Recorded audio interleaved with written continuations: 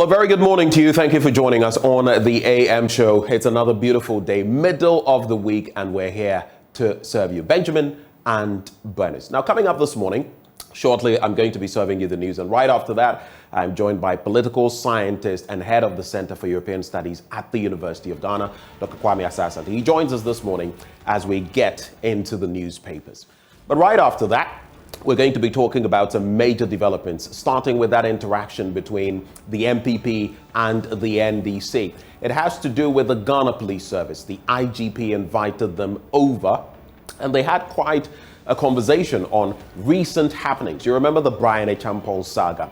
The MPP also came out forcefully that if the NDC was saying that, then the likes of former President Mahama, the likes of the chairman of the party, Johnson Esiedun Ketia, also should be roped in and invited by the police. Well, the Ghana Police Service seized the opportunity of having interactions with them on those matters and also letting them know about its plans ahead of election 2024. We'll bring you the scoop on that all-important matter. Again, at the University of Cape Coast, the University Staff Association is upset about its terms and conditions. They say they are not being treated fairly in terms of the benefits they expect. This morning, we're going to get interactive on that issue as we find out what exactly the salient points are and why it has come to the fore one more time. We'll also be hearing from the Ghana Revenue Authority. Now, they've been tasked to up the ante when it comes to revenue mobilization. They'll be with us this morning to let us know what they have been up to. But today being a Wednesday, you can expect us to get busy with AM business as well. All of that lined up for you this morning on the AM show. So stick, stay, and let's do this for God and country. Up next, the news.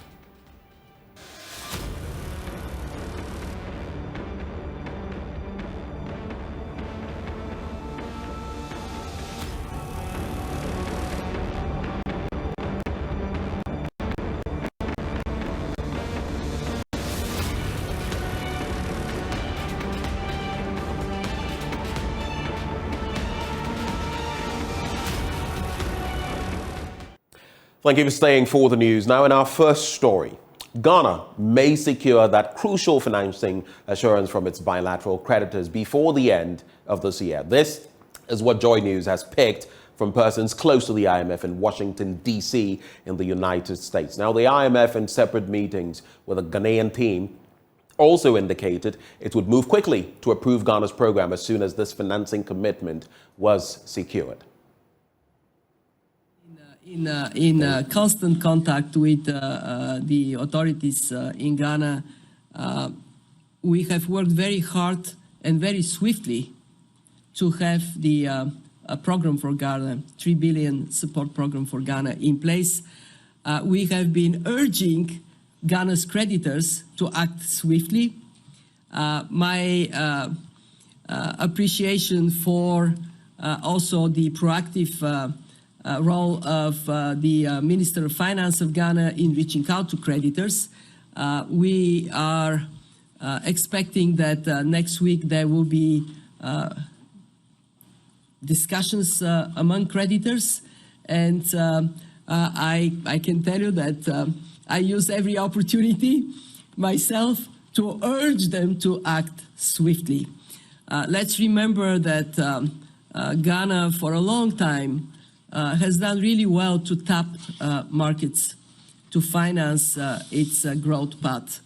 It has been like all innocent bystanders hit by COVID, hit by the war in Ukraine, and it has complicated domestically the ability to finance the budget. So a country that has long track record of sound macroeconomic management ought to be supported to return to markets. So our program is a bridge for Ghana, and to tell you the truth, I'm actually quite optimistic. I think Ghana is going to move. The creditors are going to move, and we are going to move swiftly. So I guess the short answer to you is staying tuned and stay positive. Let's talk power now. And the Ghana Water Company Limited risks being disconnected if it fails to pay debt owed the Northern Electricity Distribution Company. The company owes about 62 million Ghana cedis, an amount NEDCO has vowed to recover. Northern Regional Correspondent Martina Bugri now reports. NEDCO has begun an exercise to recover 1.2 billion cedis owed the company. The company says it's owing the Volta River Authority and the Ghana Grid Company in excess of 2 billion Ghana cedis. The company said if effort is not put in place to recover these monies, it has the tendency to run the company down. To begin the exercise, NEDCO zoned its operational areas into groups led by its managing director, Osman Ayuba, to undertake the exercise. The exercise with the managing director's team started with a visit to the Bagabaga College of Education, where the college currently owes 4.1 million Ghana cedis. Unable to pay the amount or reach an agreement with NEDCO, the college had its power disconnected. The next stop was the Aliu Mahama Sports Stadium and the Tamale College of Education, who owe 466,000 Ghana cedis, 3.5 million Ghana cedis respectively. These two institutions also failed to pay or reach an agreement and were disconnected.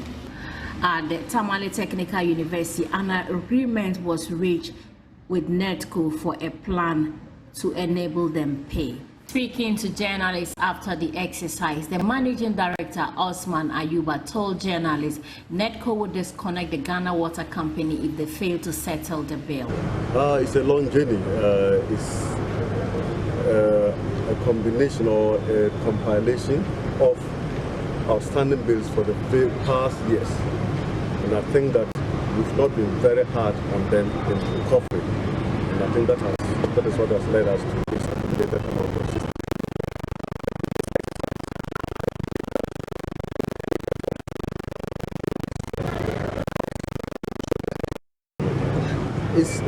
Water is very essential. It's an essential commodity, yes. But they also sell the water and they get bills.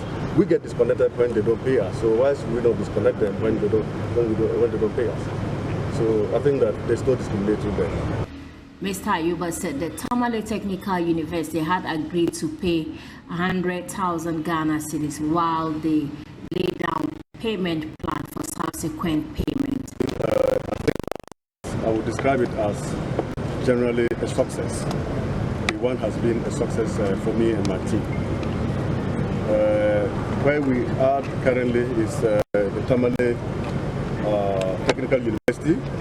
We have visited them to impress upon them to pay for their bills.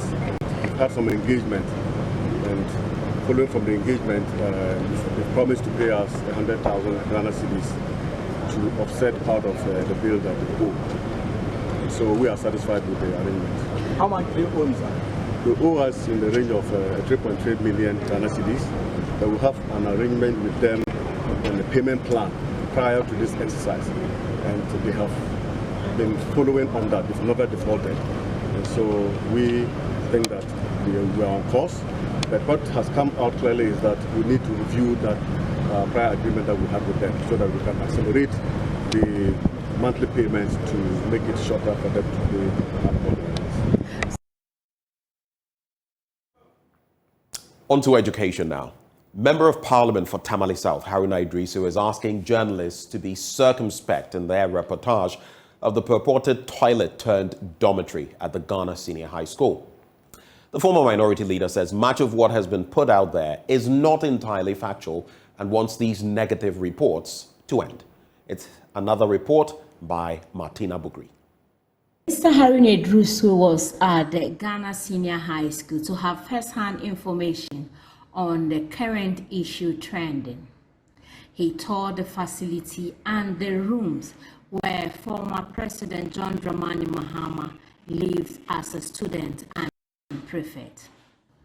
Speaking to the media after touring the house, the MP said there was no official record to support the claim, but the facility has largely been used as a box room. One of the educational institutions that with pride can even boast of producing the President of the Republic, President John Dramani Mahama. We've gone through to see where he himself used to lay his head as a student and then as prefect. My first appeal will be to the media to exercise circumspection and in reporting historical accurate facts about Cabral and Banzaba House, and much of what has been put out publicly is not entirely factual and accurate. Much of what has been put out lacks the historical perspective, and the lack of use of the facility even as largely reported as if there is an official record of students being posted to those sections referred to as students sleeping in toilets and bathrooms. There is no official record to support that view. It's largely been used as a box room. The MP for Tamale South said the negative reportage can affect the emotions of the students and called for a discontinuation of the negativity. We owe it to these kids that this negative reportage stops forthwith whilst we establish the full facts around the purported reportage of students being accommodated in toilets and baths. I do not have the full facts available to me, but I've gone around with you to ascertain some of the facts. As far back 1978, Master Goody taught me mathematics at the Bagaboga JSS, and at the time that he was leaving the school, the facility was no longer used for that purpose. So when was it again used for purpose of a toilet and bathroom facility? We need to ascertain the facts. Mr. Idris will also raise concerns over the acute water shortage in the Tamale metropolis and called on government to prioritize the Tamale water expansion project. Acute water shortage as you travel in and around Tamale is normal and acceptable practice. Parliament, as far back 2019, gave approval for this government to utilize an amount of 276 million euro for the expansion of Tamale water facility. I do not know the status of that project. Far back 2019 into 2021, Parliament approved a facility for the expansion of Tamale water, which naturally will benefit Ganasco, benefit MP School, and benefit Damasco, or benefit all other schools in the Tamale. And therefore, it's been of concern. Now, in our next story, the Ghana Grid Company Limited has provided 2 mechanized boreholes for the Navrongo Senior High School in the Upper East region. According to students and school authorities, the boreholes will help reduce the level of truancy in the school, as the scarcity of water on campus often provides an opportunity for some students to regularly use the search for water as an excuse to skip classes. Correspondent Albert Tori now reports. Navrongo Senior High School, Navasco, was established over 60 years ago. As the population of the school increased over the years, access to potable water on campus became a challenge because the number of boreholes was not increased to match the growing population of the school. With a current population of 2,034 students and 78 staff, the lack of access to water was affecting academic work in many ways. Mercy Babachue is headmistress of the Navrongo Senior High School. This base number depends on only 2 mechanized boreholes and 4 manual ones.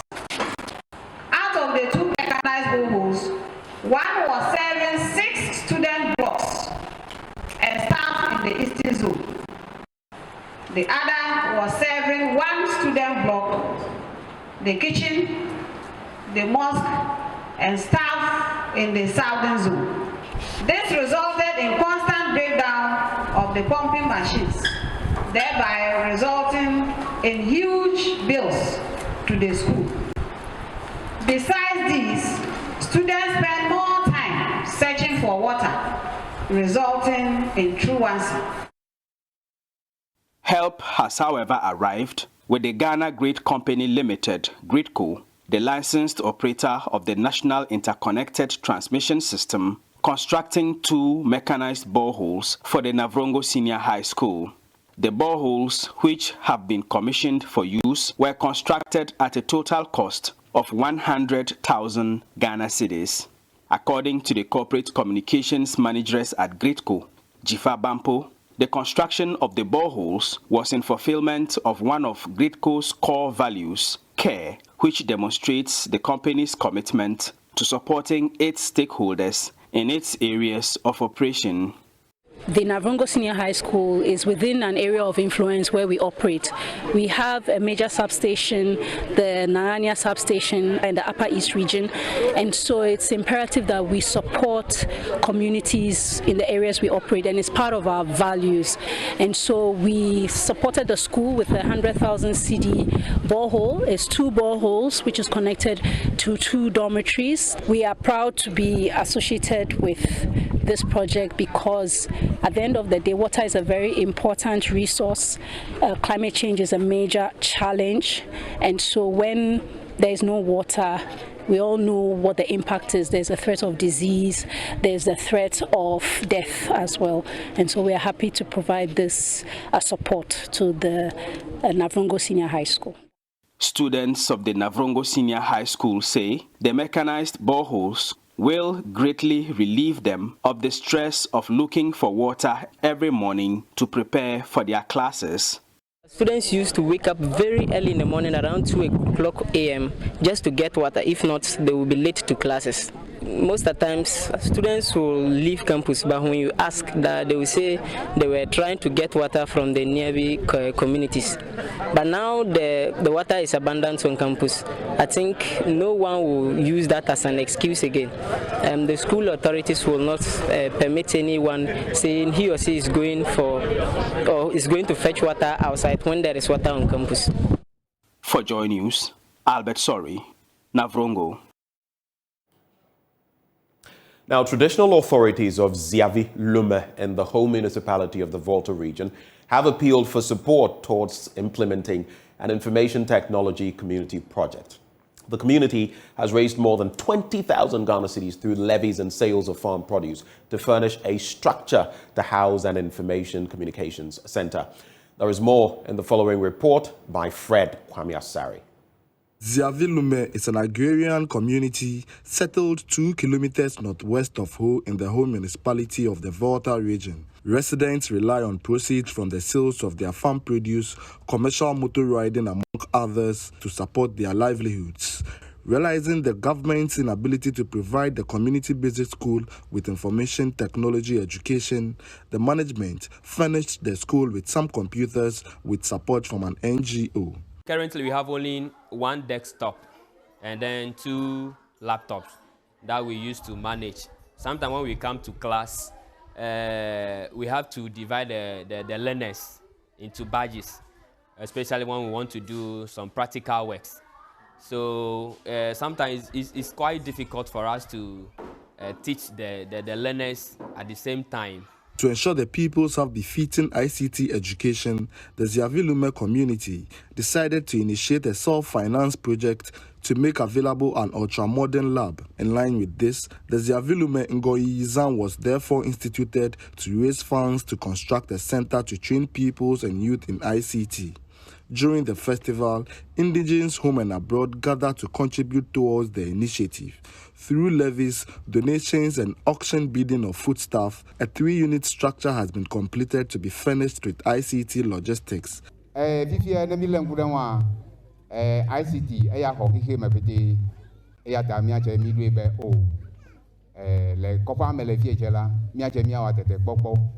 be mia che mia dan kwe ne mia vi ke to hele suku de le fie ale be ne u che o do go klu to ke le du gamela u che wa dan wa nde ela be na do do ko de ka o nlo o le bi di cho amesa mesi be ne kpere mia un to e go de sia de me ne ameda temila anami computer ke sinu he wa tem amereche ne atemila anami ekpono ke jiho wa deru amereche atanami zikwi.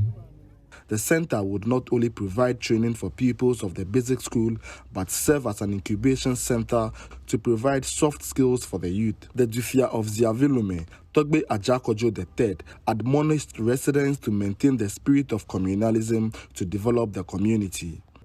Mila dore mia du kome togbo egbe, benenye be efe aga tro, miaga adu zan, du kome vide siadea, necho edeleme. Come vide siade ne wo efe wo fe. Fred Kwame Asari, Joy News, Ziavilume.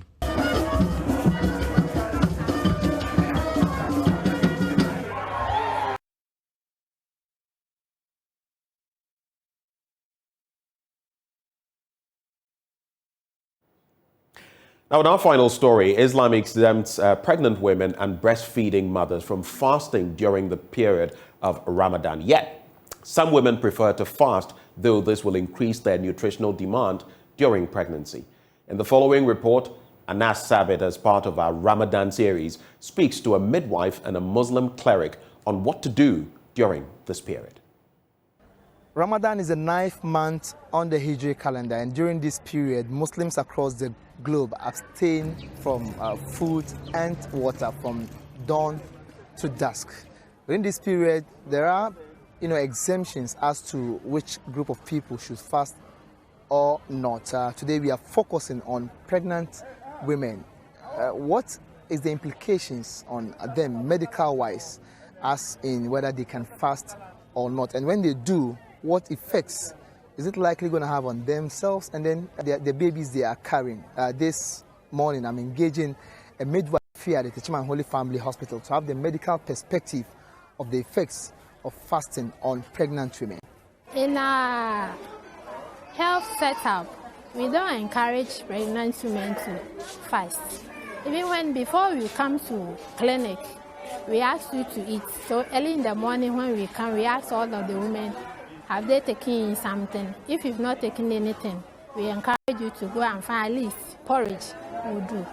Grace Pokuya is a senior midwifery officer at the Holy Family Hospital. She emphasized that pregnant women who fast during the month of Ramadan could be putting themselves and their unborn babies at risk. It's not advisable as a pregnant woman to fast, but there are a lot of consequences. When they come, you check the fetal heart rate. The fetal heart rate will determine whether the fetus is doing well. That is the well-being of the fetus. How is it? The woman who has not eaten or the one who is fasting, you check and you see that it's recording either tachycardia or bradycardia. So when you see it like that, you have to tell the woman to go and find something, either water, porridge, or whatever she feels she can eat to take in. Experts have agreed that fasting while pregnant may also result in negative side effects, especially in high-risk pregnancies. This is because pregnant women require more nutrients than usual, and getting fewer nutrients while pregnant may place strain on pregnant women's bodies. Grace tells me that the situation could affect the movement of the fetus. You see, when you are fasting, your sugar level goes down. And the woman, the fetus is feeding from you, the woman. You are supplying the oxygen, the nutrients to the fetus. And here is the case you are fasting. You can go to you can have hypoglycemia, meaning your sugar level is low. You can collapse as a result of that. When you come to the fetus, you see that a woman who has not taken in something, the fetus becomes weak. The movement is only the woman who can deduce it. Within 1 hour, the fetus has to move at least 10 times. And you are experiencing only one time. Within about 2 hours, is it normal? It's not. It affects the fetal heart rate, as I said. And even the growth is also affected. Even though there is no clear consensus on the health effects of fasting during pregnancies, it is important to be aware of the possible negative effects, especially during the second trimester. I can say they are all risky, but most one I can talk about the second trimester. That is from 3 months to 7 months, because that time when you listen to the fetal heart, you can deduce it well. Tachycardia, if I don't do anything to help this woman instantly, the fetus can go into distress. At the end of the day, the woman can abort. The baby can come prematurely, which is not advisable. The baby will end up in NICU. So here at the Child Welfare Clinic, we have come across some pregnant women. We are engaging them. They are Muslims as well.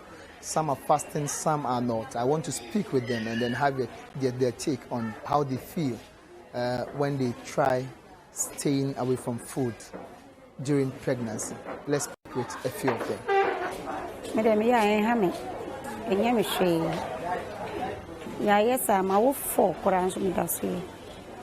Yasmin Suleiman, on the other hand, tells me that she had to break the fast on the first attempt because she could not continue to stay on empty stomach for longer periods.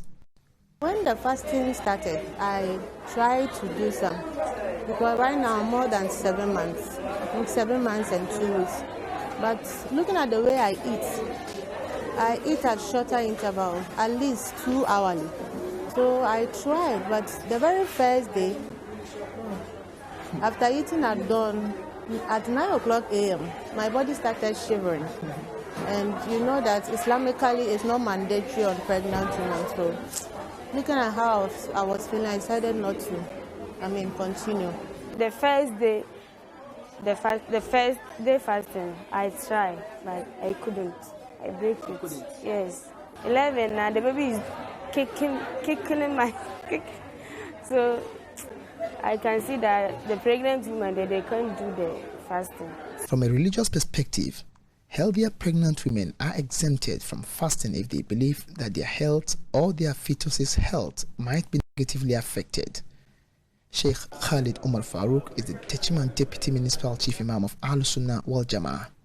Oba waye oba pemfo ana oba wo ma abofra no fo anom tuturo pemfo animdefo wo ginabere ennan ewo mo so de dikan omo se ba wanyem nyinsenti na wontimi nkyira akiriwia no ade wone so se wo be edidi se akiriwia no twamu a na wachi na akiriwia no na wo de ahyem. He however admonishes pregnant Muslim women who visit ANC during pregnancies to adhere to the instructions of health experts when asked to break their fast for medical purposes. Minia ba a wutie misa mrewe se nyankopon ahihye de wa ko doctor bi nche a wo behwew na hwe a behwew no enye mpense mu ana wo be yama wonti no e fatase saada no akiri no ugunu a e se fatase ugu sa akiri wia no era ebeboa ma wo ankasa wo pomuden no yatima ba ho ban wo ankasa eni nyinse na ekura no ya ba mo ho ban e se fatase saada no akiri no ebeto ho wal ilmu indallah. Now at this minute, you might have a feel of, the health advice on pregnant women and Ramadan or fasting. Reporting for JoyNews, Anna Salit.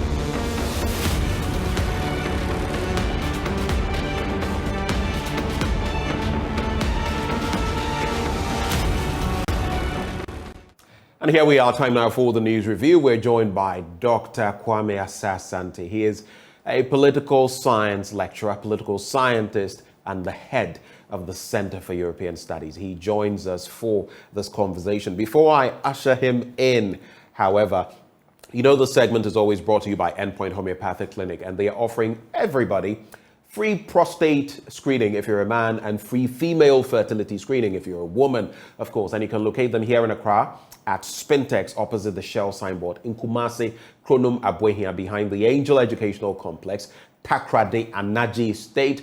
There is Tema Community 22. There is Techiman Hanswa and Esiama and Zima. If you'd like to give them a call, which you should, call them on these numbers: 0244 867 068 or 0274 234 321. Endpoint Homeopathic Clinic, the end to chronic disease. But just the start of the news review. Doc, good morning. Welcome to Wednesday. Good morning, Ben. Good to have you, as always. I hope you're well. I'm good. We thank the Lord for His grace and the beauty of another morning. As I would always do, I would like to pick your thoughts on any matters of great concern or any topical matters over the last week that you have, heard, maybe that you would like to share some thoughts on before we get into it. Of course, our economy, the situation with our economy is still on the front burner. We're talking about the IMF spring meeting. We're talking about developments there. We're talking about a number of matters related to that. What are your thoughts on some of these matters?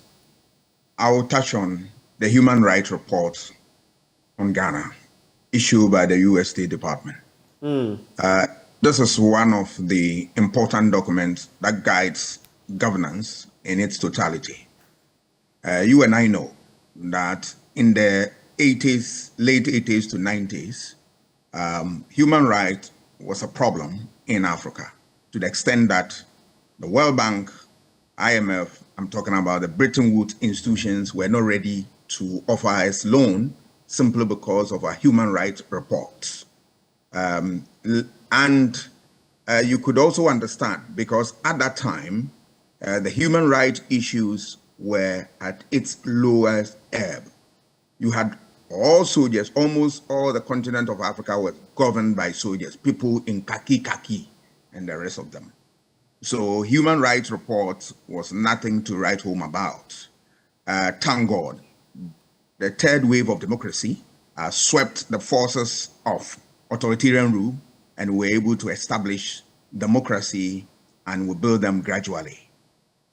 Since then, from the 90s, all right, we've been able to, build a democracy and at the same time support the tenets of democracy, which includes human rights, because investment will come into your country. One of the things they look at is your human rights report.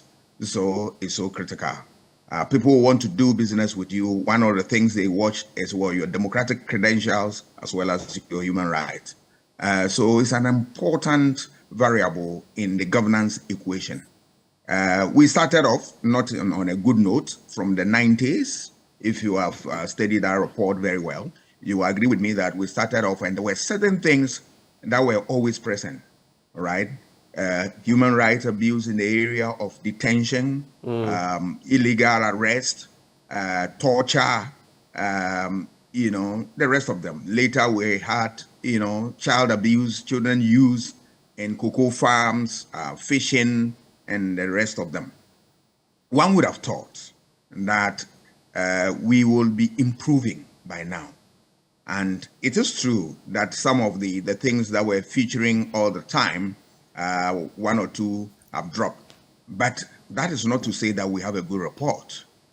More so when you have a president who is a human rights crusader and a champion. Growing up in the 90s, I saw the president, my president, and he was very apt on human rights issues. He would defend you on gratis and the rest of them. So it becomes an indictment that during his time, we have such reports on us. I believe the president has taken note of this and he wants his government to work on this seriously. It is not a case that he perpetuated those crimes. But once he is a leader, all blames will go to him as well as praises if there are any. So I will urge the government to work on this thing immediately because the more it stays, it becomes more complex and more human rights abuses will be recorded from time to time. This is not the country that we want. If you look at our democratic credentials, we've done so well, and that this is going to be a blot on our democratic credentials. I believe that well-meaning Ghanaians, including your president, my president, will take political notice of this, of course, and work on it so that we improve human rights. Without human rights, you can live to become the best of yourself. It is not for fun that we have emphasis on human rights. It defines everything. Your economic livelihoods, your survival, your very existence as a human being, all captured in human rights. So human rights report is the sine qua non. That is without which not. Without human rights report or human rights, you can live as a human being. I would urge the government to strengthen the frontiers and make sure that we have a clean record next time. All right, so sanitize our human rights dispensation and boost our fortunes in that regard. And of course, some of the matters cited there rather problematic. But let's get into the newspapers now. The Ghanaian Times, flood mitigation efforts, government to halt encroachment on water bodies nationwide, housing ministry, national security, join forces to deal with growing menace. Flooding it's now become our bane, year in, year out, perennial problem. We'll be finding out what exactly government is going to be doing about it. Well, the housing ministry, and of course, it is a national security concern. We'll be looking at the details of that. President cuts sought for €5 million vaccine manufacturing factory at Media. And he also seized the opportunity to take a swipe at those who said it wouldn't happen, or those who said that it was a bit ambitious. It appears with everything, some jabs must flow, whether from the opposition or the current administration. Well, once it's in the offing, we just hope that it will be completed and that we can get to the results as a people.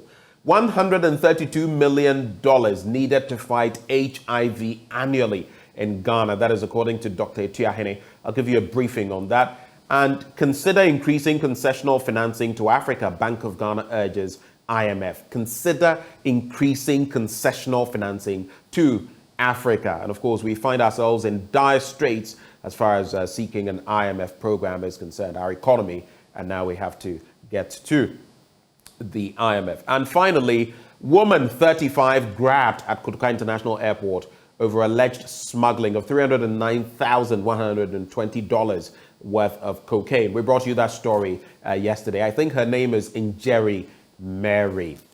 Let's get into the stories now. We'll start from page 12. And the Ministry of Works and Housing is to join forces with the Ministry of National Security to clamp down on encroachment on the Kpeshi wetlands and other water bodies across the country. Additionally, the ministry is engaging its counterpart in charge of local government decentralization and rural development to enhance support for assemblies in dealing with the challenge of buildings on waterways and drainage buffers. According to the Minister of Works and Housing, Francis Asenso-Boakye, the moves have become necessary due to a growing human activity, which is undermining efforts by the government to address flooding within the Greater Accra region and other parts of the country. Addressing a press conference in Accra yesterday, he cited the filling of lagoons and wetlands with construction materials for development purposes as one of the human activities impeding flood control. Let me just add this story and you'll react to the two before we take another two. Now, about $132 million is required to provide a full range of human immunodeficiency virus services annually in Ghana, says the Director General of the Ghana AIDS Commission, Dr. Treme Etiahene. According to him, out of the $132 million, only $45.2 million is obtained from donors such as the United States President's Emergency Plan for AIDS Relief, then the Global Fund, creating a support deficit of $86.8 million. He disclosed this at a workshop to review and prioritize the focal country collaboration project, which was organized by Send Ghana in Accra yesterday. And finally, quoting him, he says, "You may think the $45.2 million donor support is enough, but the cost of the HIV drugs, test kits, reagents, and other supplies are very expensive because they are produced outside the country and we have to import them." So, containing flooding, building on water bodies and all of that, and the Ministry for Works and Housing together with the National Security Ministry and what they're doing, and of course, the $132 million fight against HIV yearly with the yawning deficit of $86.8 million. Any reactions, Doc? Yes, I'll start with the flooding and the issues associated with it. This problem we have been, faced with this every year. It has become an annual ritual that we have flooding, and anytime there's rain, we experience that. We are in this country. We have set up planning department. We have set up all the institutions that make sure that people build based on permits and that they don't just build anyhow. So it always surprising to me that we continue to talk about these things, because I believe that we should be at the end of this problem for a very long time if our planning and our assemblies are acting the way they ought to be. This morning I heard the news item that they are now, the assemblies are working with the national security to pull some buildings. That we have heard this story time and again. Right. When will this narrative change? The change I want to see is that they enforce the rules governing the build industry. You obtain permit before you build, so that when if you are going to build at a place that will create a problem, they will prevent you.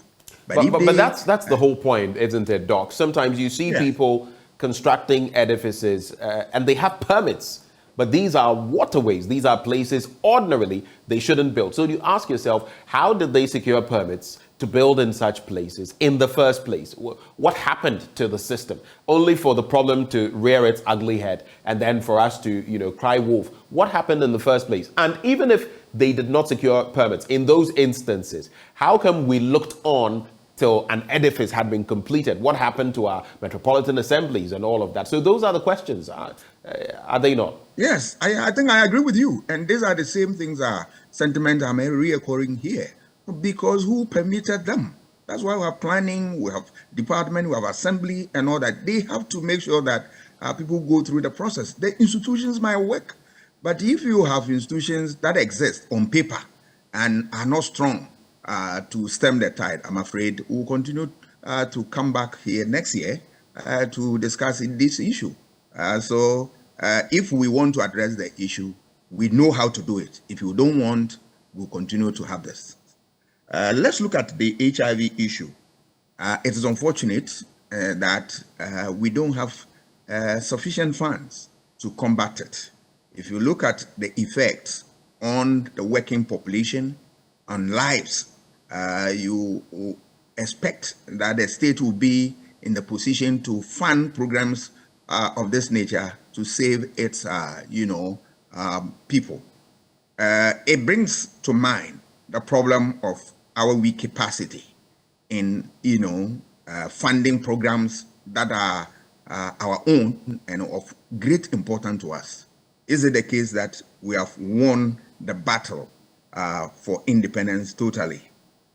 We are still depending upon donor agencies to survive. And it brings to sharp focus the statement by Kwame Nkrumah that you will be free, but there is another type of colonial rule that you are going to face after independence. We are in here. We are not able to support programs that are of importance to ourselves. We have to depend on others for survival.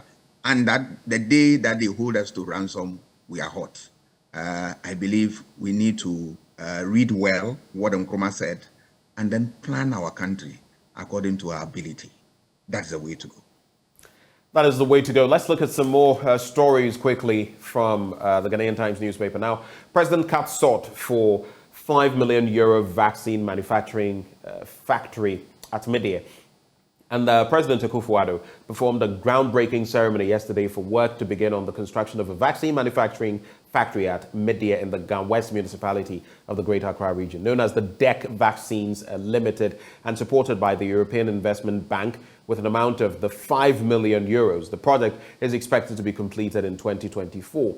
Now, the DEK, or DEC, is a private sector-led consortium of Ghanaian pharmaceutical companies comprising of Dan Adams, Ernest Chemists, and Kinapharma. The factory will have the capacity of manufacturing 600 million doses of various vaccines every year, including vaccines against malaria, HPV, pneumonia, rotavirus, and cholera. Those are the details there, at least the most salient ones I'd like to take. But let me turn now to page 20 and look at this story. The International Monetary Fund has been urged to consider increasing concessional financing to Africa and also relax the eligibility criteria for poverty reduction and growth trust resources. The governor of the Bank of Ghana, Dr. Ernest Addison, who made the call during the 2023 Africa Consultative Group meeting with the managing director of the IMF, Kristalina Georgieva, in Washington, D.C., USA last Sunday, said that would ensure timely financing assistance to the most vulnerable members. The meeting was on the theme addressing debt challenges and enhancing debt management to improve access to finance in Africa. It tells you right off the top that we're only looking for more and more assistance and maybe thinking less and less outside of the box.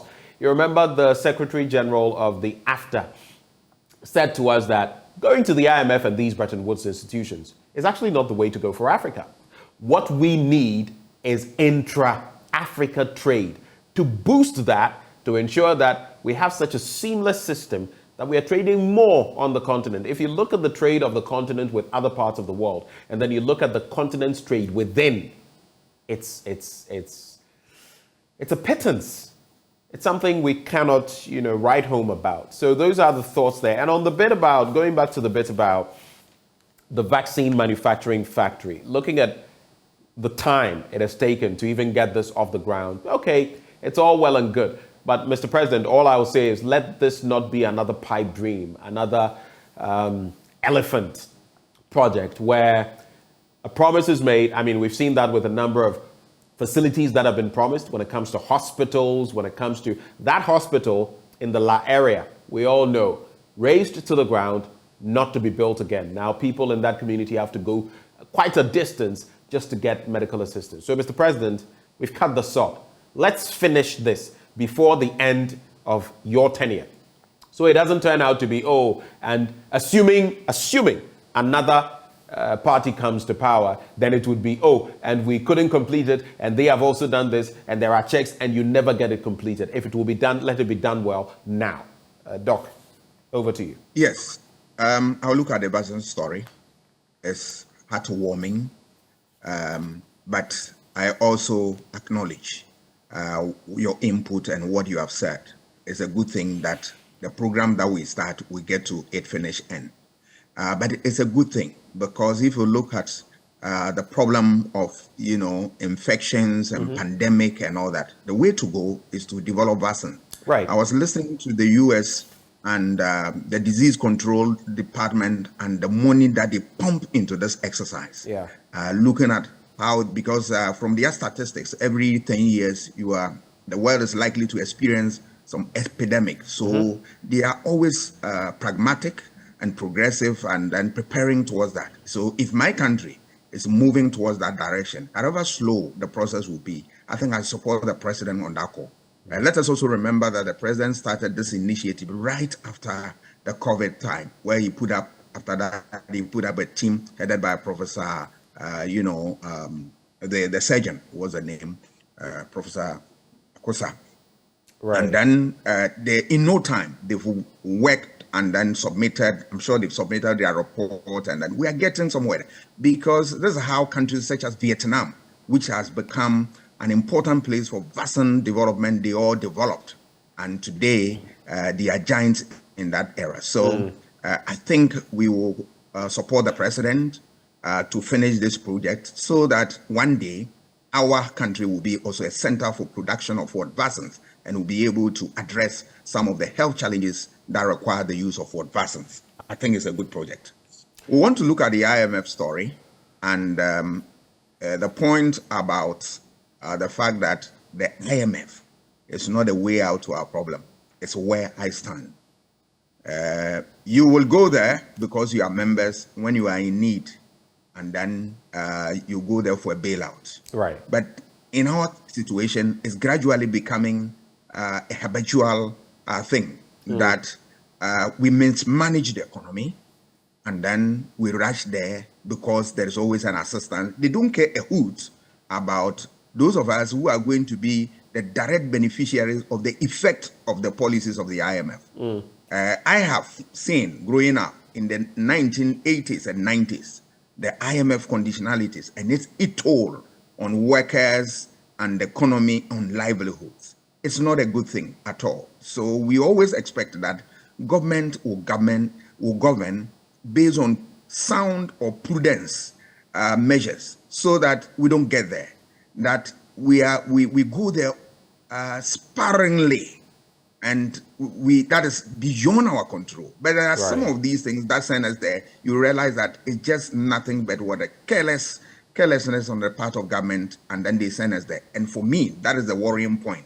That there are things we could avoid if we will listen to people with ideas, if we are sober, and then allow stakeholders to also come in, than to govern as if it is what? An individual affair. Governance is not a private business that you do and you don't want anybody to, or you don't want to listen to anybody. It is a continuum and a dialogue, and that you have to listen to stakeholders. So if we are not able to change our attitude and we don't govern based on the dictates of the governance criteria and processes, I'm afraid we will build a country, destroy it, go to IMF, come back, get conditions which are so harsh for us, and at the end of the day, the cycle continues, and we'll not be able to build a Ghana that we call our own, where we are independent, free from controls from institutions and other bodies which give us support. That is the way to go. Otherwise, we will continue to be in this problem forever and ever. I don't wish my country on that score, but it is my fears, and the genuine fears I'm expressing. And I want my leaders to take charge and build a better Ghana for all of us. Take charge and build a better Ghana. Whether they'll listen, leaders in, leaders out, that is the question. Well, the Daily Guide, I am for Bawumia. Joe Wise says so. Joseph Osei-Owusu, first Deputy Speaker of Parliament. And tour workers protest over shutdown and Nanakat sought for vaccine plant. We've looked at that. Government to demolish 785 buildings on waterways. We've also looked at a story related to that. Atoforsen to call 9 witnesses. So let's take some quick looks at the stories and get your reactions. First Deputy Speaker of Parliament, Joseph Osei-Owusu, says he supports Vice President Dr. Mahamudu Bawumia leading the MPP in the 2024 general election because he represents Ghana's future. He asserted that Dr. Bawumia stands out as a true leader qualified to lead Ghana because of his work in digitalizing the country's economy, adding that 118 MPs were campaigning for him to be the NPP's flag bearer. Now, Mr. Osei-Owusu, nicknamed Joe Wise, who is also the Member of Parliament for Bekwai, stated that digitization had taken over the world, and that was where the Vice President was guiding the country.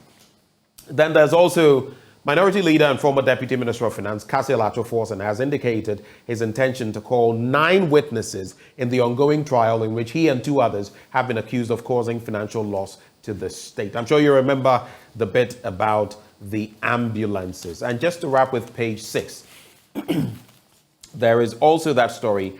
Workers of Ghana's only refinery, Tema Oil Refinery, have begun a protest against the management and government for failing to ensure the availability of crude oil for processing. The workers, clad in red attire and bands, on Tuesday, April 18, 2023, marched to the entrance of the company after holding a staff durbar. They issued a notice that they would move their protest to the Ministry of Energy and the Presidency to push the authorities to revive the ailing refinery. So, tour workers shutting down the plant, so to speak. Joe Wise, Joseph Osei-Owusu, saying he's for Bawumia, and Atoforsen to call 9 witnesses. The bit about Joe Wise, though, I find it interesting how many of these bigwigs in the MPP are throwing their support behind this or that candidate, when, in fact, the party has directed that they should abstain from doing so. We saw some members of Parliament accompanying one of them to Menchia, another group accompanying the other bit, assertions of paying off members of Parliament, so to speak, to support this or that candidate. And recently it was Aikwe Otu, former Attorney General, who said it was time for Alan Tremating. Now it is the first deputy speaker saying he's throwing his weight behind the vice president. What do you make of all these developments? I'll look at your wife's story, and you have, put it more succinctly and forcefully. That why do you build institutions and then turn around to destroy them? Institutions that regulate the conduct of people within parties. You set up rules that the rules of the engagement are that you wait till the time is announced so that anybody who is interested can stand for election, and then you canvass for vote and the rest of them. What are we saying? Is it the case that we don't have leaders within the party who crack the whip and all that? So institutions are broken down within the party level. That we have to admit that.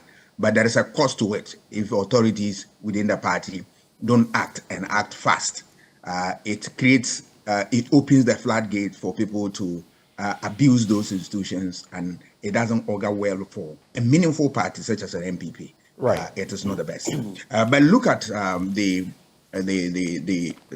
pusher of party members and then the support for one candidate or another. It is not new. Joe Wise's decision, nobody fault him for that.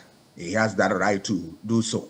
But there is no doubt that Dr. Bawumia is a fine gentleman, a scholar of great importance. Economics, he knows it. There is no doubt. There is politics of it, but where I sit, I know him as a great economist. There's no doubt about that. His candidature, there's nothing wrong, he contesting or expressing interest to lead his party. But there are questions that await him. And the question is, in spite of all his knowledge, why are we here in such economic situation, such a conundrum? And that question is the $1 million for my vice president. I'm not the one to answer it. He has questions, he has answers for it. And we are only waiting for the time that their programs will be on board. And then some of these questions will come out and then we see the responses. But there's nothing wrong. People rooting for them and all that. All that we are saying that let them respect the rules of the game. Let them also be mindful of the fact that they are building a solid democracy for their party. Right. And that anything that goes across the line will have deliberate influence on their party going forward. I'm sure they are not oblivious of this fact. Well, to wrap the entire conversation, The Finder, just one story, and it's interesting because EOCO has seized 95 luxury cars suspected to be stolen. Some of them are not in custody. And then the Ghanaian publisher, IGP, tells MPP NDC, do your politics, we'll do police work. And that's the latest on that front. Any parting words for us before you take leave of us, Doc? Yeah, quickly. I'll bring in the TOR story. TOR is an important facility which was built to save us from all the challenges we have with fuel and the stories associated with them. And here you are. Every time there's one problem or another, when will TOR problems be over? Big question. Why are they complaining about raw material? Is it the case that we cannot, purchase materials for them to work and all that? Why are we doing this thing to ourselves? Two important organizations that they always, when I hear a story like that, I have goose pimples on my body. And that is VACO and TOR. Right. These are facilities that Nkrumah built to support the effort of Ghana.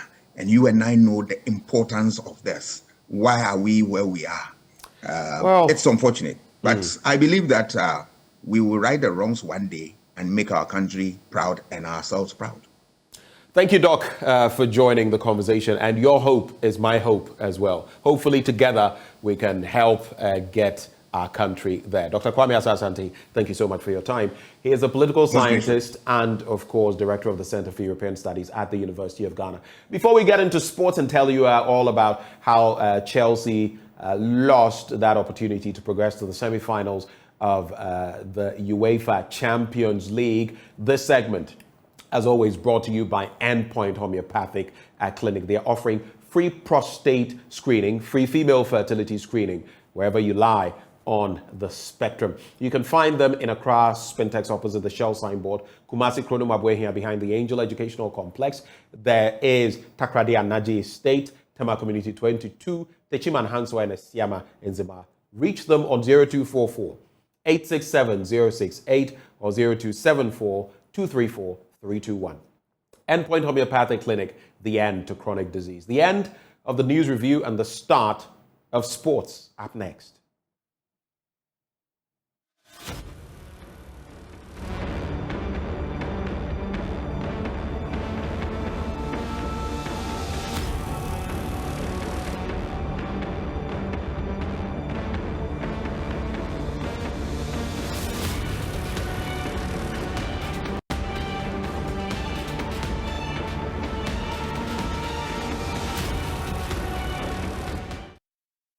Let's do sports now on the AM show with me, Muftau Nabila Abdullah. And we start from the Ghana Football Association, where the football governing body on Tuesday launched its foundation. President of the Ghana Football Association, Kurt Okreko, says they believe that football should be a tool for development. Hence the decision of the Executive Council to launch this initiative. To officially launch what we call the GFA Foundation. We all know that the Football Association is the governing body of football in our country. The GFA, obviously, is responsible for overseeing, promoting, and developing Ghanaian football at all levels, from the grassroots, where he came from, through to the professional game and to international competition, where he ended. At the Ghana Football Association, we believe that football should be used as a powerful tool for development. What do we intend to do going forward? The Ghana Football Association now maintains that for the ultimate goal of football for development to be achieved, there should be a deliberate, concerted, and coordinated efforts in this regard. It is against this background that the Football Association is today establishing the GFA Foundation. Today, the 18th day of the month of April, as a single-purpose vehicle to drive all GFA-related CSR initiatives in the country and beyond. The Ghana Football Association Foundation will be a social investment and sustainability management structure for our dear Football Association. The foundation will have a tagline, #GFA Cares.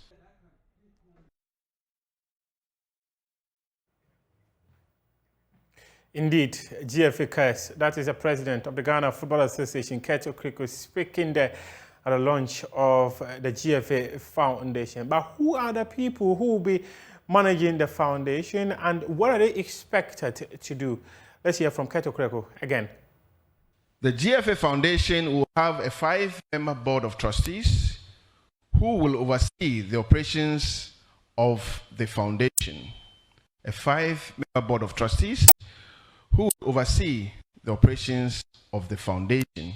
Soon, the MC will roll out the identities, annual programs for the foundation, and providing financial oversight, evaluate and approve projects to be undertaken by the foundation, proposing fundraising strategies and activities for the foundation, and of course, to do that, we expect them to be attending board meetings regularly and to take decisions for the furtherance of the objectives of the foundation.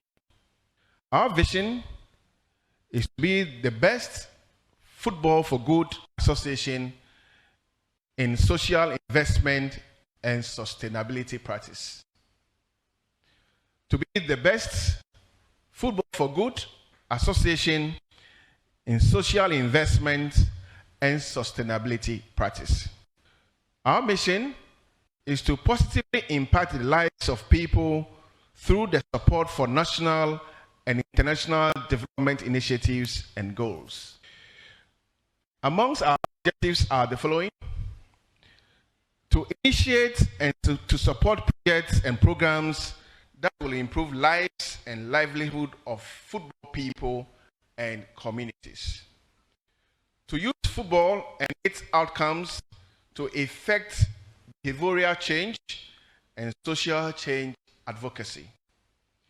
To improve the quality of lives of people through appropriate interventions in communities in Ghana and perhaps beyond. According to him, the association will fund the foundation internally along with sponsorships and donations from partners, ex-players and officials of the association.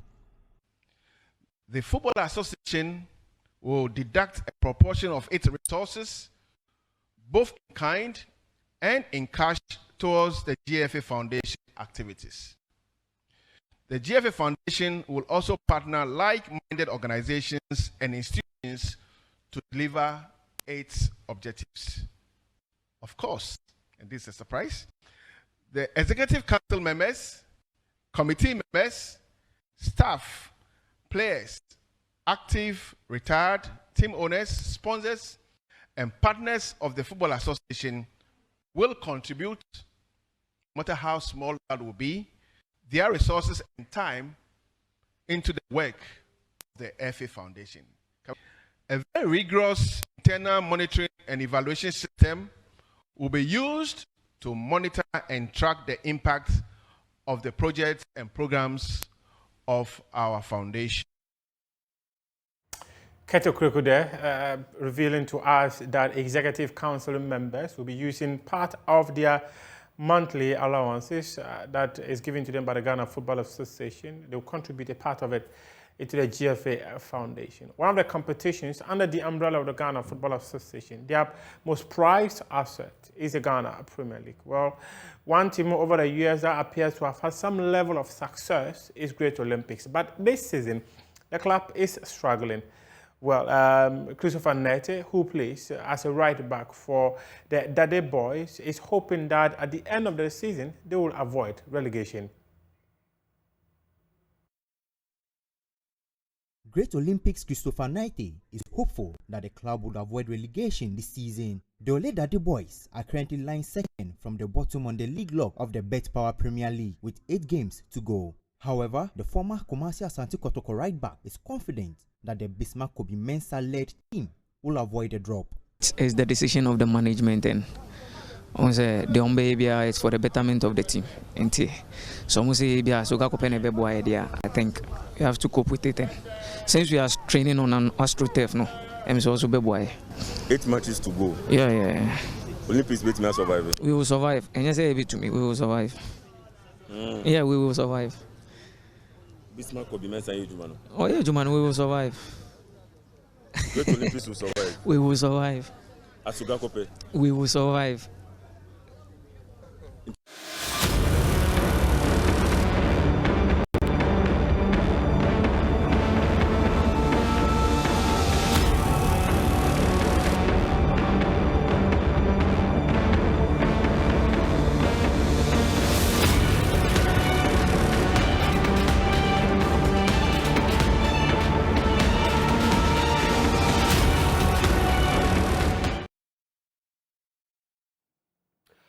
Welcome back on the AM show. Now, there's a lot to talk about as we kickstart the conversation for the big stories, and we place it at the doorstep of these two parties, the NDC and the NPP. In fact, the NPP to this end and the NDC as well. They both join the conversation as we talk about what exactly is happening. Now, in recent times, we have had quite a bit of a tussle or a scuffle between the two parties on the point of arresting certain members of the other party for perpetrating certain acts, for speaking certain things that they felt were inimical to our democracy and to our electoral fortunes going into 2024. Yesterday, the Inspector General of Police, Dr. Ekufu Dampare, had quite an interaction with both of these parties on the way forward toward election 2024 and the different approach that the Ghana Police Service was employing rather than wait just a few months to the elections and put in place certain measures. They have already started a system that will ensure that peace prevails. That is on the police end. But as far as the two parties were concerned, there were also interactions in terms of those calls for the arrest of the likes of former President Mahama or now Agric Minister Brian Echampo. But where do we go from here? Do these two political parties, these two juggernauts, are they in alignment with what the IGP said? Well, joining us for a conversation, we have Abraham Amaliba. He has joined the conversation already. He is head of legal affairs with the National Democratic Congress. Mr. Amaliba, a very good morning to you. Thank you for joining the conversation. Thank you, and good morning to you and to your viewers. Great. It's really good to have you. Now, I'd just like to start off from that interaction yesterday. Your party's General Secretary, Fifi Fiavi-Kwete, was there, and we also saw his opposite number from the MPP. I'm talking about Justin Frimpong-Kodia, who was also there. What are your key takeaways from that interaction, sir? Thank you very much. Let me start by saying that there was a meeting yesterday at the party headquarters, and we are going to formally respond or react to the press release of the police. Okay. When you read the police press release, it creates the impression that everything there at the meeting with the police administration went on without any hitches, if I should say so. The NDC raised some concerns about the conduct of the police. That was not captured in their press release. For instance, we were baffled why, after almost 3 years, the perpetrators of the Techima South shooting incidents have not been apprehended. And so we were of the view that that cannot be. So following that, the police wrote to us yesterday to present 2 of our members from Techima South to meet with they have a unit called Cold Cases Unit, or how did they mention it? I don't know how it is called, but cold something. Cases that have been there for a long time. Yeah. They call it Cold Cases Unit or so. So following our protests at their inability to bring to book the killers of the 2 people in Techima South, they have sadly resurrected, and they wrote a letter to us saying that if we could bring 2 people from Techima South to assist in the investigations. So today or tomorrow, we will put together our thoughts of that meeting and then make it public. However, we think that the attempt to put together a police team that will be monitoring the airwaves or be monitoring the conduct of politicians, and thereafter, if there are infractions, then the police can make a follow-up. I think that is in order, but I just think that once this is a joint effort between the police and the political parties, and modern-day policing requires what we call shared responsibility. They should include a legal team of each of the political parties on this police legal committee that they think is good to set up. Because for me, if what then are your concerns about this police setup? What are your concerns? I'm saying that is good. It's good. But I'm just asking that they should broaden it because it's a shared responsibility. They should broaden it to include the legal team members or legal directors of each of the political parties to assist the legal team of the police. So that is my recommendation. But putting up that team is good. But I'm just saying that they should broaden it to include the directorates. Okay. Let me get to Nana Boakye, who also joins the conversation, national organizer of the New Patriotic Party. Nana B, a very good morning to you. Hello? Can you hear me? Good morning. I can hear you now, loud and clear. I hope you're well, sir. Oh, yes. By God's grace, I'm doing well. Great. It's been quite a while since we caught up. I think the last time was a number of years ago at the Vice Chancellor's office or so for the University for Professional Studies, Accra. There was a book launch there. Yes, that is true. That is true. Anyway, so for you, following what happened yesterday as far as that interaction with the IGP on the one end and the two major political parties, your party, the MPP, and the NDC, what were your chief takeaways? You've heard Abraham Amaliba, who says, yes, he's in agreement with a lot of what was said. Yes, that body that has been put together by the police service to handle election-related matters is a good step, but he also has his concerns about some of the discussions that were had on which the NDC begged to differ in various ways. For you, what were your key takeaways? Thank you very much, and good morning to my senior, Mr. Maliba. Yes. Okay, now it appears your voice is dipping. I don't know what is going on. So I'm now struggling. Is it okay now? Yes, much better. It's much better, okay. Right. I was saying that good morning to you, your cherished listeners, viewers, and then also to my senior, Mr. Maliba. Yes, I mean, it was a very good move from the police leadership led by the IGP himself.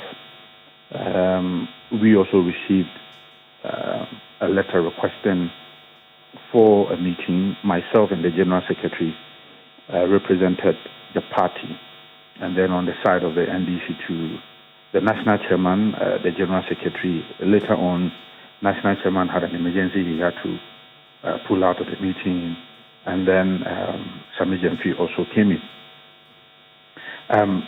The atmosphere in the meeting was very conducive. It was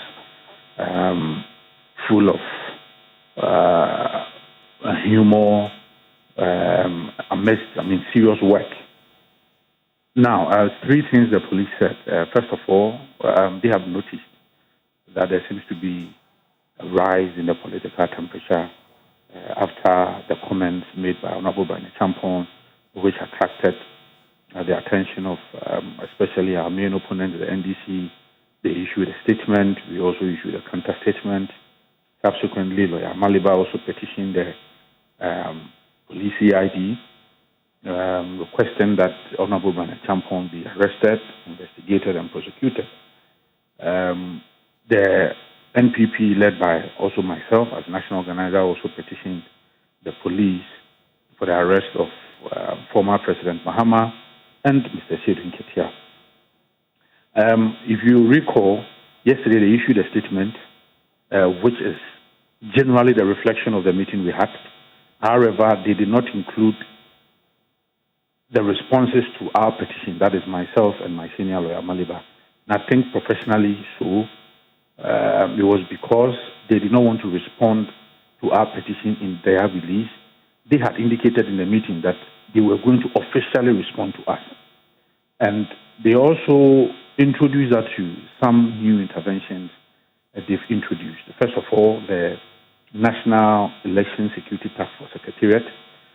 You would notice that usually they set up a secretariat to manage security issues relative to general elections when it is getting close to the general elections. But now they feel that all year round there are election issues, there are political issues, so they should have a permanent secretariat to manage the security aspect of these political activities.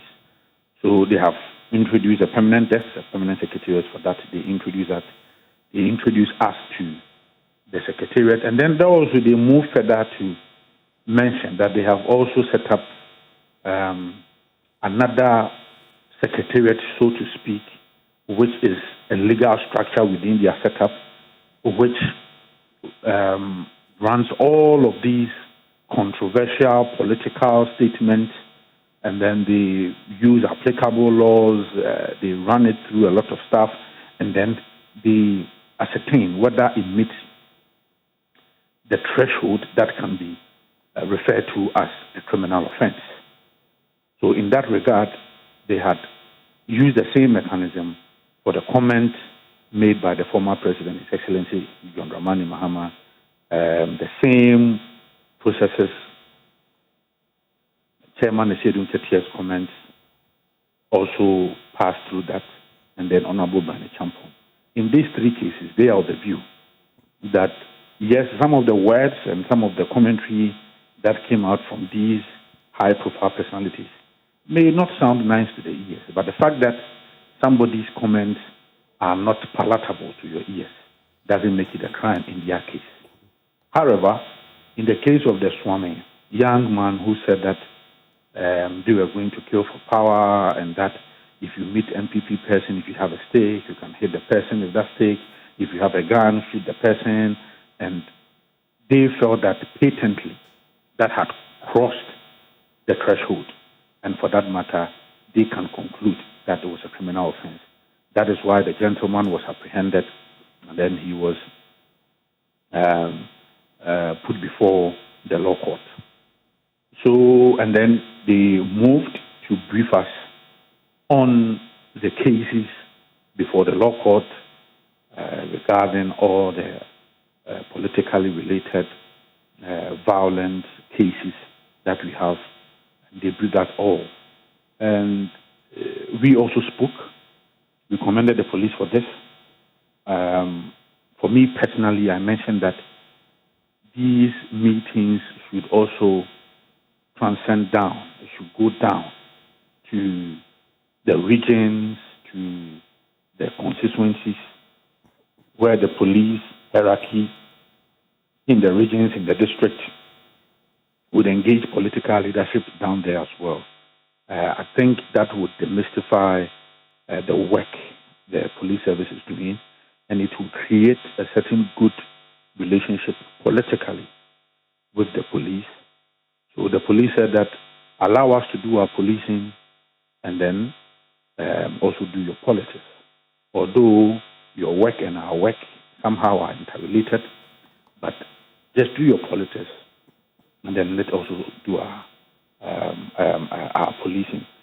Finally, one important thing the IGP also mentioned, that he would request from all political parties. It was actually a plea that we should not incite the general public against the police, because it is the only police institution we have that has existed or it predates even Ghana's independence.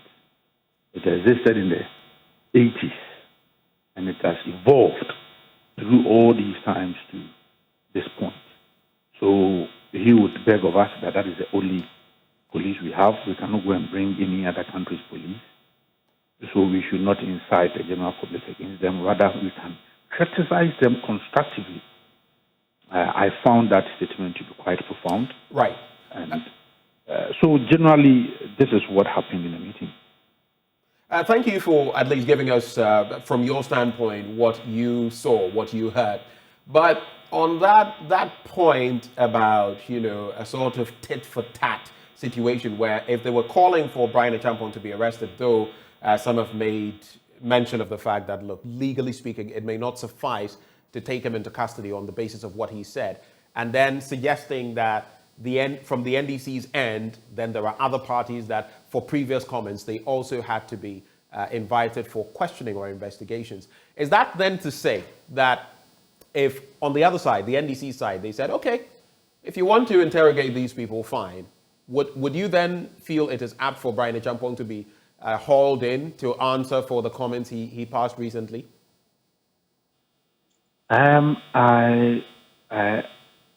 if you can repeat the question, but what you are saying is that if the NDC, I did not get the question right. If you can So put it all again, I'm saying is you have called that, look, on their side, the NDC side, some comments have been passed in the past, okay?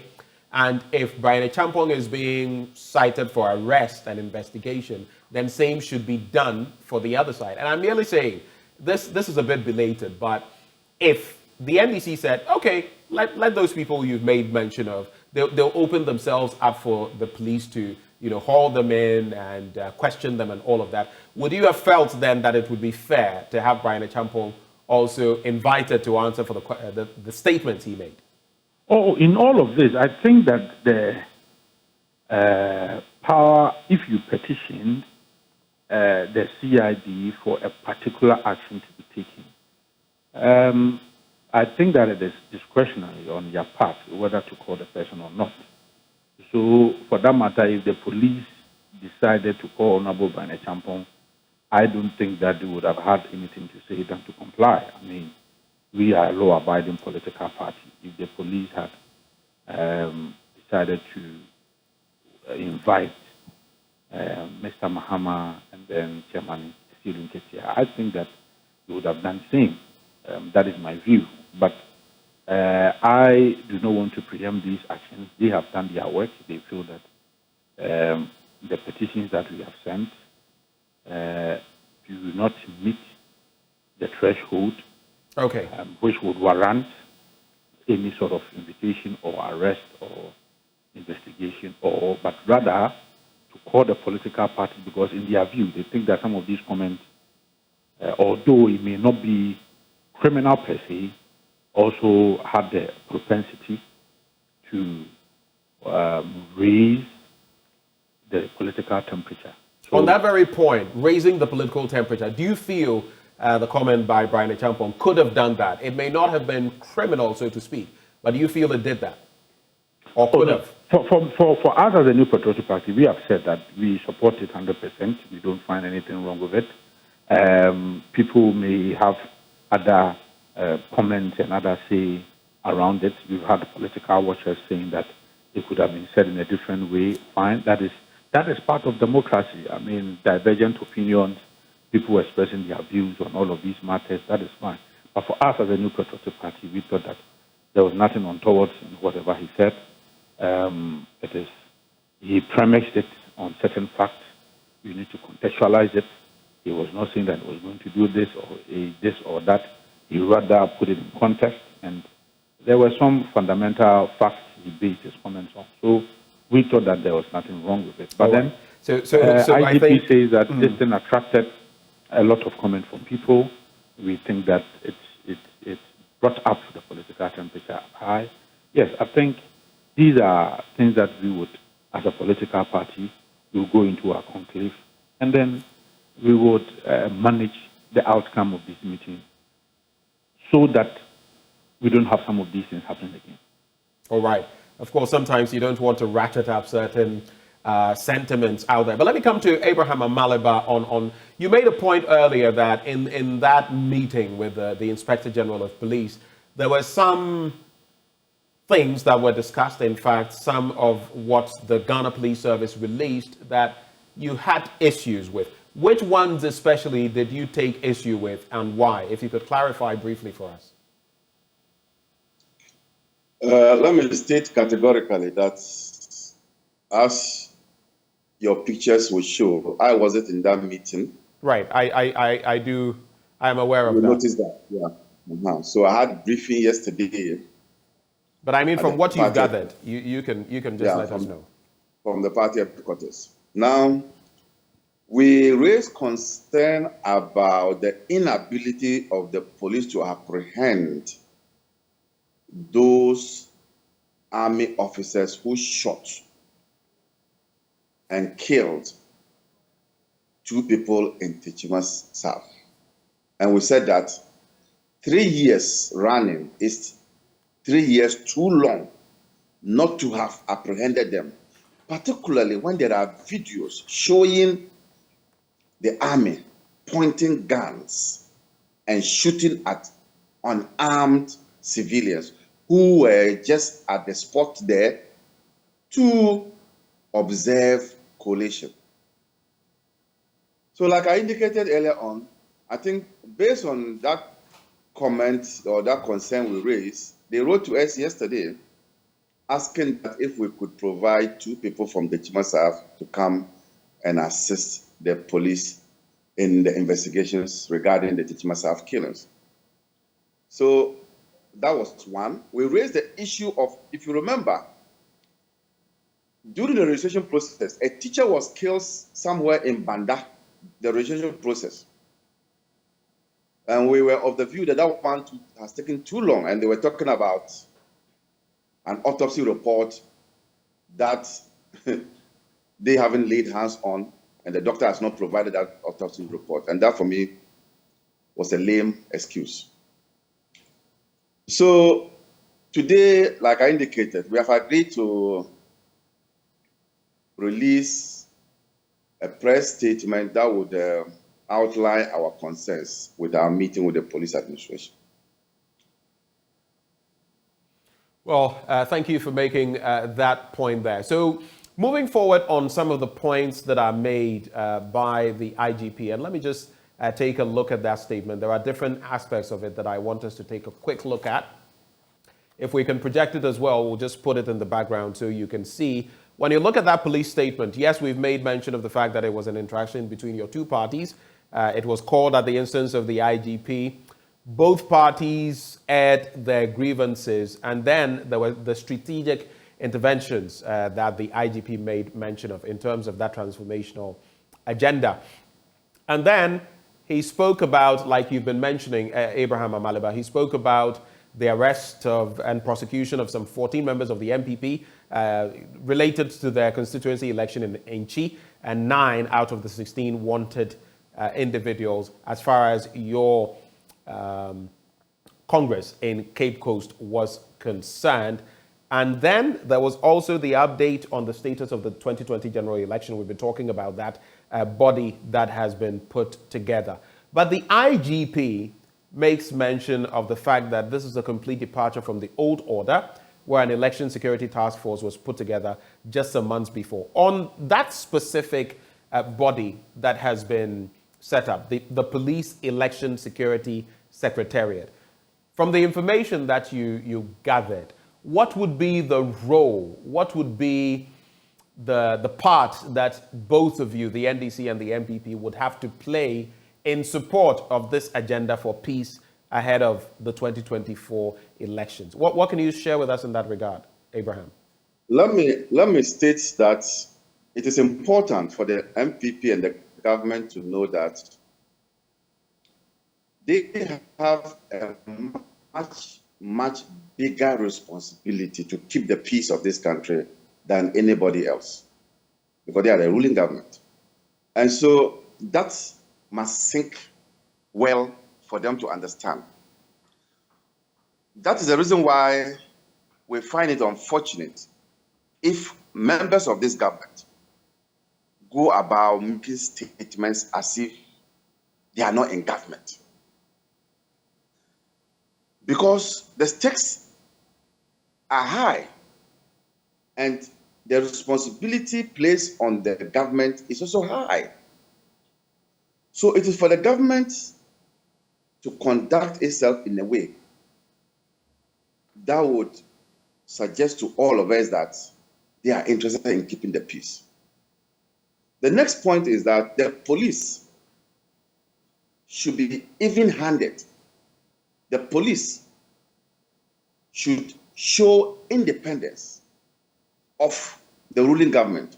And what I mean by that is so that if members of the ruling government are in violation of the law, the police will clamp down on them just as how they clamp down on the opposition. That, for me, is the way to go on this matter.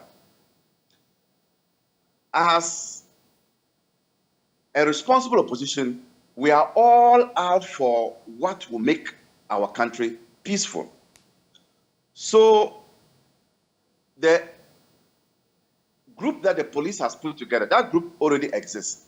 But I think this time around, rather than waiting till when we are about to go to elections for this group to start working within the police administration, they are saying that from the word go, they will hit the ground running and will not just wait when it is time for elections. Right. That for me is good.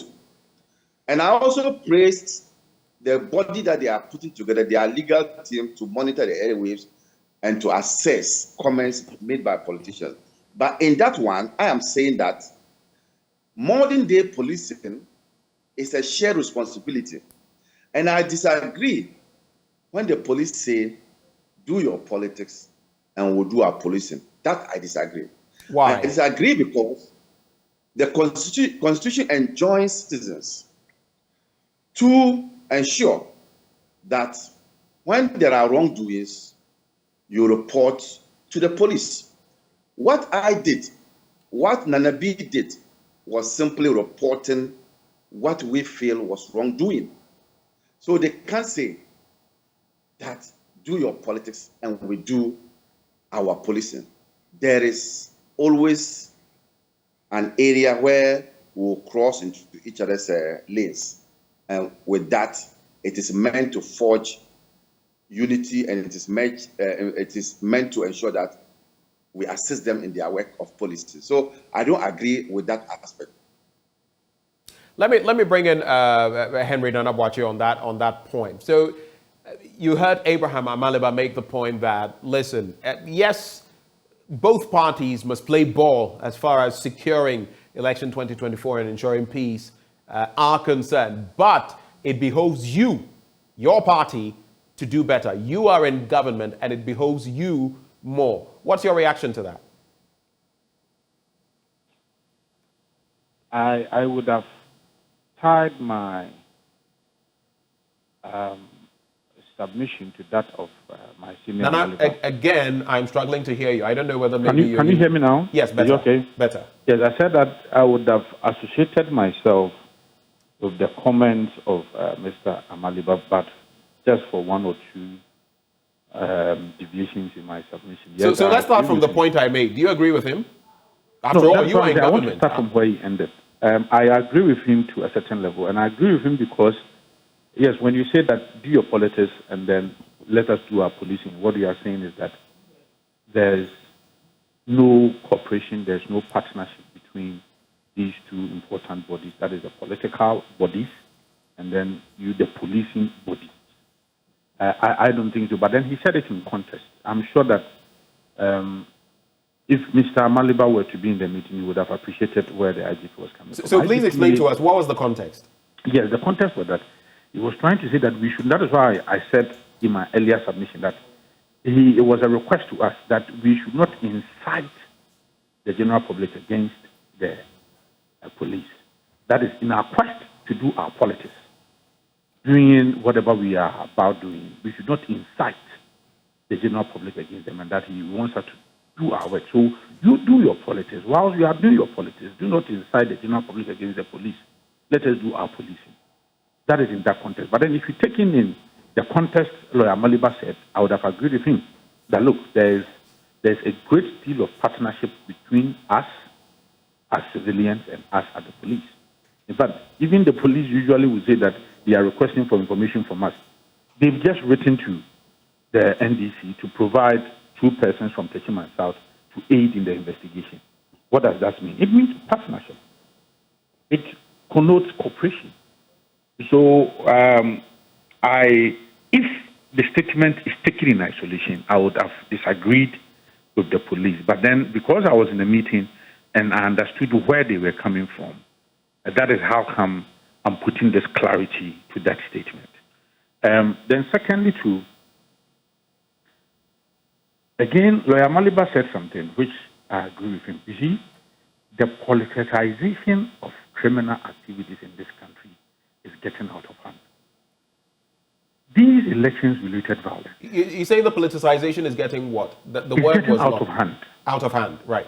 The reason why I say so is that when you consider some of the utterances from some of the NDC's political actors, they create the impression that it was Nana Addo Dankwa Akufo-Addo who orchestrated the unfortunate incidents which caused the death of some people. So that is how come the NDC youth organizer in Swami will say that Akufo-Addo in Chi, Akufo-Addo kum nipa 8 at the G2 yes, you kum you know near the G2 na yebe. And I think that as political actors, we need to treat crime as a crime. The moment we decide to give it a political colorization, we are diluting the entire matter. Look, if you are a military person and you have been dispatched to go and do a certain work, and you go there and then you act irresponsibly, and in that act, people are killed, the law must take its course. If both political parties are championing this cause, trust me, people will not put politics or partisan politics on these activities. The moment you do so, then the substantive matter keeps drifting off the main issue. So you notice that maybe evidence which maybe MPP, NDC could have jointly provided, the moment you begin to give it a political colorization, then it begins to drift. So for all these years, that is the narrative going on. It is the MPP that killed these 8 people. It is the MPP that killed 8 people. But from the update you were given, you notice that you will send these police or military personnel to these places. There is chaos, and then they begin to shoot, and some people in the event miss their death. Very unfortunate. So I think that as political parties, we need to hold ourselves responsible for these things. In our quest to do our politics, some of these things will happen. It is normal. Recently, in our party, there have been politically related incidences. Is there? In the NDC, they have had similar issues. It is there. But what is important is that let us make sure that crime is crime. Crime does not know MPP colors. It does not know NDC colors. Whoever commits these crimes must face the law. Let me bring in this aspect. You were at the meeting, but let me find out from Abraham Amaliba. I don't know what he has heard. He also made mention of the fact that is the IGP, that the Secretariat was currently working with both your parties, the NDC and the MPP, on your parliamentary and presidential primaries, which are in the offing. We know for the NDC, it's next month. For the MPP, sometime in November. But what are the specifics? Were anything mentioned that you can share with us in terms of that collaboration to ensure that these gatherings of both parties will be as peaceful as possible? I say that on the back of what we've seen from both parties from last year as you had your conferences or congresses. Is there anything you can share with us in that regard? Yes. That is the more reason why they said that they are not going to wait for these elections. Okay, so they've started engaging as in fact. Nanabi are winning. I posed the question first to Abraham. And sorry. I thought you said that because I was in the meeting. I heard that. Yes, I made mention of that. Sorry, but you can always come in right after he's done, please. Oh, that's fine. That's okay. Abraham, please go ahead. But let me say quickly one thing. You see, if people lose confidence in the criminal justice system, then they begin to take the law into their hands. So, granted, Nana Akufo-Addo may not have said kill people. But after those people were killed, what remedies have been put in place to ensure that those people get justice? That's the question. And it has been 3 years now. In fact, the first deputy speaker said these were armed robbers. You heard it. So you can now see where the politics is coming from and where it is going and how they will link your party to it. No president in this country would commandeer troops to go and shoot citizens. No president would do that. But if a happy, trigger-happy soldier man shoots and kills somebody, what does the law say? You take him through the process. What has happened in this case? Nothing. So people begin to lose confidence in the criminal justice system when punishment is not meted out to culprits. And that is where maybe you will see that our youth organizer in Kumasi overshot his mouth when he said that 8 people were killed and Akakpo became president. And if 2 people are killed and Muhammad becomes president, then what will happen? Right. It's because those who killed the 8 are walking freely and are mingling. But that is no justification for the comment either way, is it? That is not. But I'm saying that people like him will multiply. They will be there because they don't see punishment meted out to culprits. So we need to look at that aspect as well. Much as we condemn his comments, we also condemn the police for not taking action against perpetrators of our citizens. So that's the point. Now, on your substantive question of the police providing security, yes. If you notice, when our youth organizer and women's organizers elections was fraught with some violence, we quickly did a U-turn in terms of the security situation.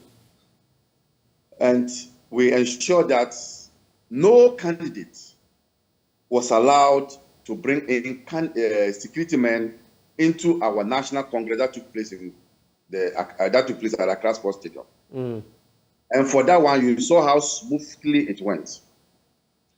In the same vein, we are going to rely solely on the police to provide us with security during our primaries, both presidential and parliamentary. And I think we've held meetings. Our election committee has held meetings with the regional, with the national security, with the National Police Service. Then we have replicated it in the regions. So regional executive or regional election committee members are also meeting the regional police commanders. And so for this election, it is solely going to be manned by the police administration, just as how we did for the National Congress. All right, point made. To you now, Nana Boakye, on the same point, and then I'll move on to the question about, in fact, I'll just add it to that submission to Abraham Amaliba. The police, the IGP also in that statement, says that they are not beyond criticism, but criticize them constructively. Now, some have said, like Abraham Amaliba is saying, he's criticizing some actions of the police. It's difficult, isn't it? It's a gray area. What is constructive and what is not per the police? I mean, what is your understanding of that? You can give the first submission based on my earlier question and then add what you feel this would mean in terms of criticizing the police by the MPP or the NDC. Yes, I think that Lawyer Amaliba's comment gives a corroborative effect. It gives a what effect? Corroborative. Okay. He is corroborating what I'm trying to say. He's supporting what I'm trying to say. Exactly the point. So if crime is perpetrated and naturally we are of the view that it appears that time has elapsed, a long time, then what we have to do is to impress on the police. And something happened. Immediately we were given update on all of these politically related violent cases in court. The National Communications Officer of the NDC raised a fundamental issue, and that has to do with the Techiman South case. In his view, it's taken too long a time for the perpetrators to be apprehended. And immediately he mentioned, I'm very much sure that on the back of that comment, resorted in the request letter to the NDC from the police hierarchy that they should provide 2 persons from Parliament South. I think that is what both of us or all political parties should do. We need to hold the police responsible. So the point is that if the moment we give it a partisan nature, then the entire criminal offense is getting covered up under the cloak of partisan colours. That is what I want political actors to avoid. That crime is crime. Crime is crime. You see, so we should not give it any political colours. And we should hold the institutions responsible. I can understand. His Excellency the President is the Commander-in-Chief, and he is the number 1 gentleman, and he is generally responsible for our safety. So if in one breath we call on the President to maybe add his voice to make sure that the police should act swiftly, that is okay. But for us to say that the President is behind it, his party is behind it, and they know about it, they have sent people to go and kill people, the moment you do so, then you are just entering into the realms of absurdity, and then you are just trying to diminish all of these things, and that is where you give it the political clarification, and then before you know, evidence is getting scattered. And then these are some of the things that you have. So, responsibly, you can call the President and say, Your Excellency, you are in charge of our security. Kindly impress on these institutions to do their work. I am all for that. But the moment you say that it's the President who is responsible for that, that is where the danger is. So, I agree in principle with the comment from Mr. Maliba. And then, on the issue of the police and our internal elections, yes, that is exactly what he said. COP Awini is in charge of that. We are directly in touch with the police when we are having our elections. And even the by-elections, we are having our internal primaries next week. We have engaged the district police command, and they are going to be in charge of our elections. So, largely, we have a very good relationship with them. Recently, when they had their national Congress electing their national leadership, after the entire Congress, they commended the police for doing a great work. That is the only police we have. So if they fall, if in one way or the other they go wayward, we need to correct them. Right. Interesting point made there. For you, Abraham, just to wrap this conversation, yes, criticism, if you want to wade into that as well. But the point I want us to conclude on, time and again, we see the National Peace Council having to intervene when it gets too hot, too heavy between the MPP and the NDC at a national level.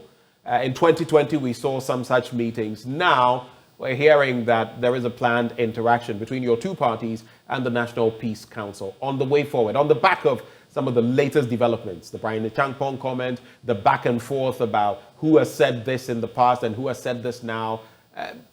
Abraham, I'll start with you. What can you tell us about the NDC's preparations ahead of that meeting, which from what we gather will take place today? Well, that didn't come up at our meeting yesterday. That we had a functional executive committee meeting, but as a political party, we have been meeting the National Peace Council. We have a team that is on standby anytime there's a call to meet the National Peace Council. So we are waiting to hear from them when we attend the meeting. But it is important that the National Peace Council is proactive. They shouldn't wait when there are issues of this nature before they begin to, when matters get to a head, before they begin to call meetings. The fact that there's no war doesn't mean that there's peace. They should also be in the lookout for some of the politicians in the political parties who have the penchant of making inflammatory statements which can incite the public and come in quickly. They, for them, do not have any sanctioning power. They don't have a sanctioning power. What they can do is to douse the fire. They can do this by quickly having early warning signals and monitoring the airwaves and the conduct of political parties and quickly zooming in to ensure that these things do not get to a head like we saw before they are calling for a meeting.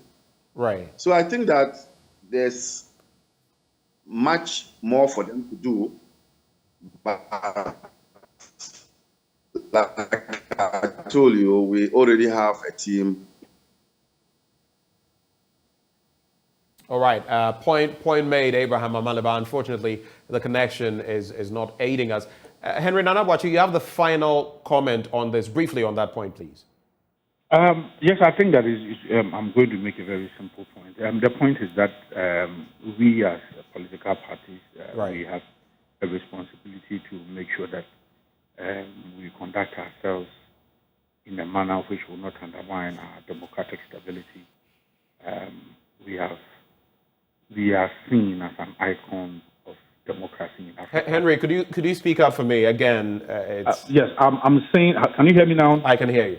Yes, I'm saying that we as political parties, especially the main political parties, the MPP and the NDC, there's a responsibility on us to conduct ourselves in a manner that will not undermine or that will not destabilize the democratic stability we enjoy. We, as Ghana, we are seen as a democratic icon in Africa. So I agree. And then also, once we are seeking to build institutions, political parties are not far away from the group that are supposed to help build institutions. We are in the thick of affairs. So as the police engages the political parties, it is important that this should not be a one-off meeting. It should be periodic. We should be meeting them so that all the time we'll be okay, so periodic meetings should happen. I just want a confirmation, though, about the National Peace Council. That meeting coming off hopefully today. We have met once. That was about 2 months ago. Right. We met once. The national chairman of both parties, general secretaries, and national organizers. I was part of that meeting. I have not officially been informed by my general secretary whether we have been invited to any such meeting. But we have already given our readiness to be part of any meeting that is seeking the peace. So in other words, you cannot confirm that there is a meeting today, but you are open to attending any such meeting when it's called? Yes. Henry Nanabuachi, thank you so much for having joined the conversation. He is national organizer of the MPP. On the other end, we had Abraham Amaliba, a lawyer and head of legal affairs with the National Democratic Congress. Well, do stay with us when we return after the break. And before I take the break, of course, I'm going to be telling you about what water I'm going to be sipping on. We'll be discussing more pertinent matters on the AM show. But when I knock off, I'm going to be sipping Awake purified drinking water. And here's why.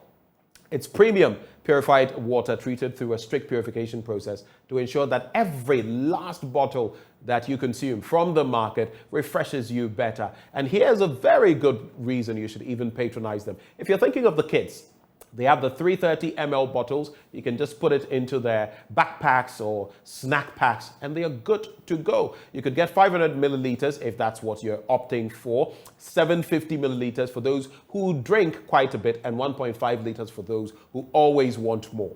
But if you're thinking, I need something bigger, well, we have 19-liter jars for offices and homes. So now all you need to do, wherever you are, is to grab some Awake purified drinking water and ensure that you down it for your own health. But remember, it's also one for life, because for every bottle you purchase on the market, a donation is made to the National Cardiothoracic Center. That indeed is heartwarming. It's another quality product from Casapreco Company Limited.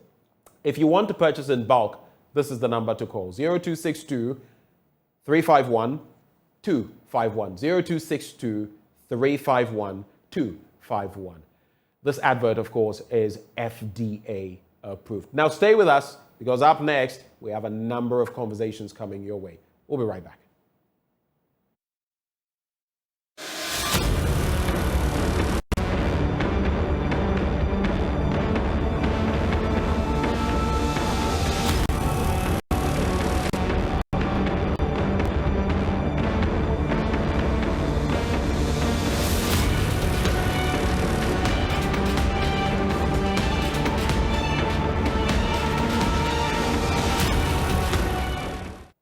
Welcome back on the AM show. Now, before we get into other hard matters, if you've been wondering where to have your next vacation after working incessantly, continuously, you want to provide yourself a good, decent living, but where do you get some rest?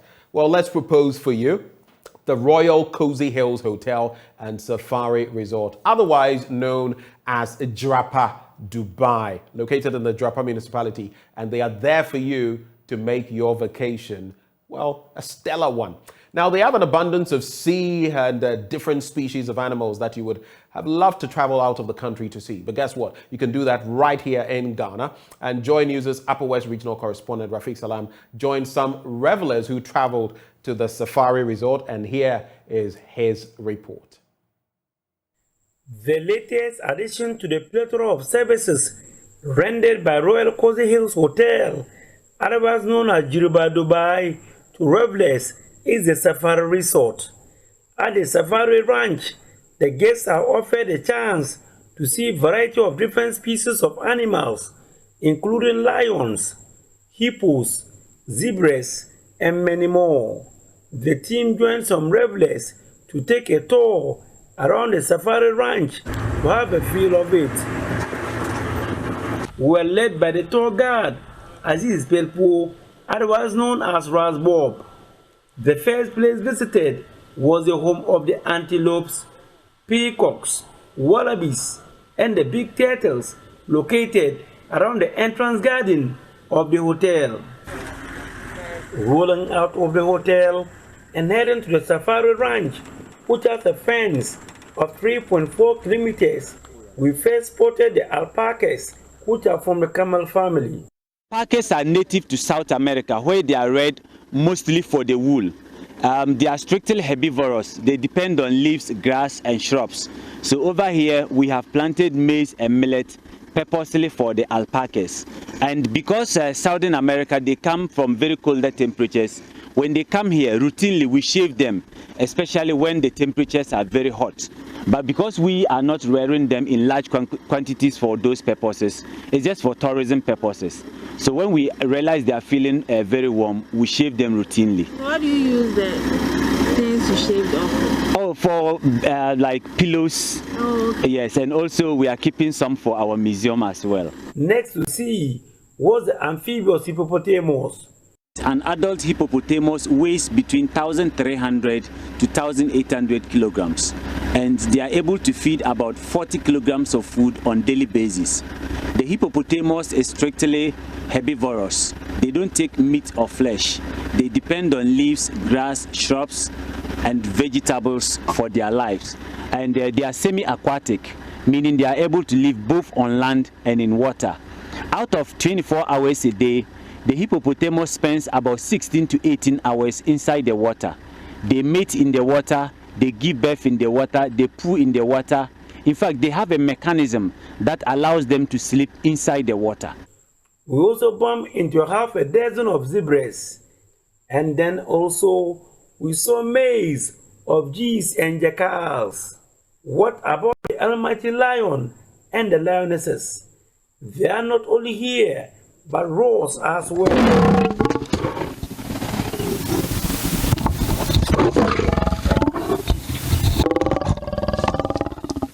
You can have one male, that is a lion, can have between 15 to 20 females. But you can never have more than one male in a group. They will fight to death. Either you surrender or you die. So when you surrender, the weaker one will surrender, then you leave the family. Or the stronger one will have to kill you. So lions are strictly polygamous. They are highly polygamous. So you can have one male to like 15 to 20 females, but you can never have more than one male in a group. We cannot end the tour without seeing the first animal that was brought to the safari ranch, a baboon nicknamed KK. We ended the tour at the man-made lake where the revelers went for a cruise. Two of the revelers who shared their thoughts with me says it is a lifetime experience and we will have an encore. Most interesting part was the safari. My first time seeing, or let me say that I had to get close to a zebra. I saw hippopotamus, I saw jackal, I saw baboon, and with interesting names. One is called KK. And then also I saw, what else did I see? I saw lion, and then the lion actually roared at me. I got too close and I think it felt threatened, but it's in cage, which is very, very, very safe. And one thing I realized over here is that all the friendly animals are left under free range, so they move about freely, but those that are dangerous is kept within a confined area and very, very, very, very safe. They cannot even break it to be out there. So it's been, I mean, I've had the cruising. I went to the man-made lake where you can have your beautiful drinks and dinner after all of it.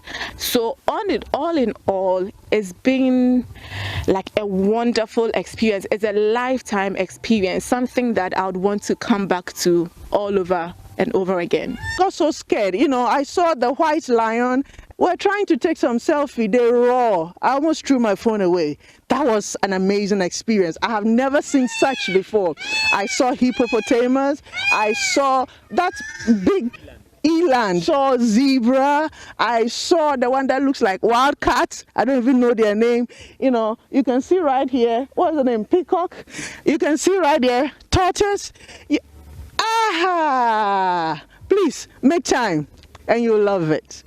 For them, it is more worth being here than traveling out to other countries to see same animals at a higher cost. So please, make time, come. It could be for corporate bodies, companies, institutions. You want to have your conferences, you want to have your event, please go no yonder. Just come right here. We have the space. We have the best food, we have the best customer experience for you, we have the full capacity for you. If it's for family, friends, please take time off. Come here, enjoy love, rejuvenate your love. If it's for, what else?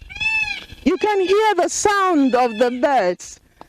We are here, Jirapa. They are also excited about the reception they had upon their arrival and stay at the hotel. What am I expecting to see? Am I going to see the normal things I see in every resort? I got to the entrance. I said, okay, this is architectural pollution. In the first place, the building is very nice. It's unique. I love the fact that it's white and dainty. Then we come in and then we are met by beautiful and welcoming staff. And then we go in to enjoy their food, the local dishes. We decided not to do anything continental because we are coming from where we've eaten a lot of rice. So we had the TZ, we had the guinea fowl. You go to the restaurant, the food, oh my God.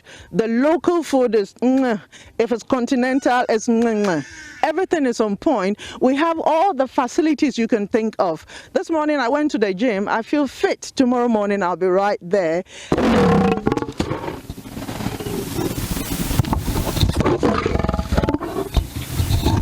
You've just seen the lions roar. It's not at any other place but the Royal Cozy Hills Hotel. There are several dozens of animals right here. Why won't you also try? MB here, reporting for JoyNews, Rafik Salam, Jirba.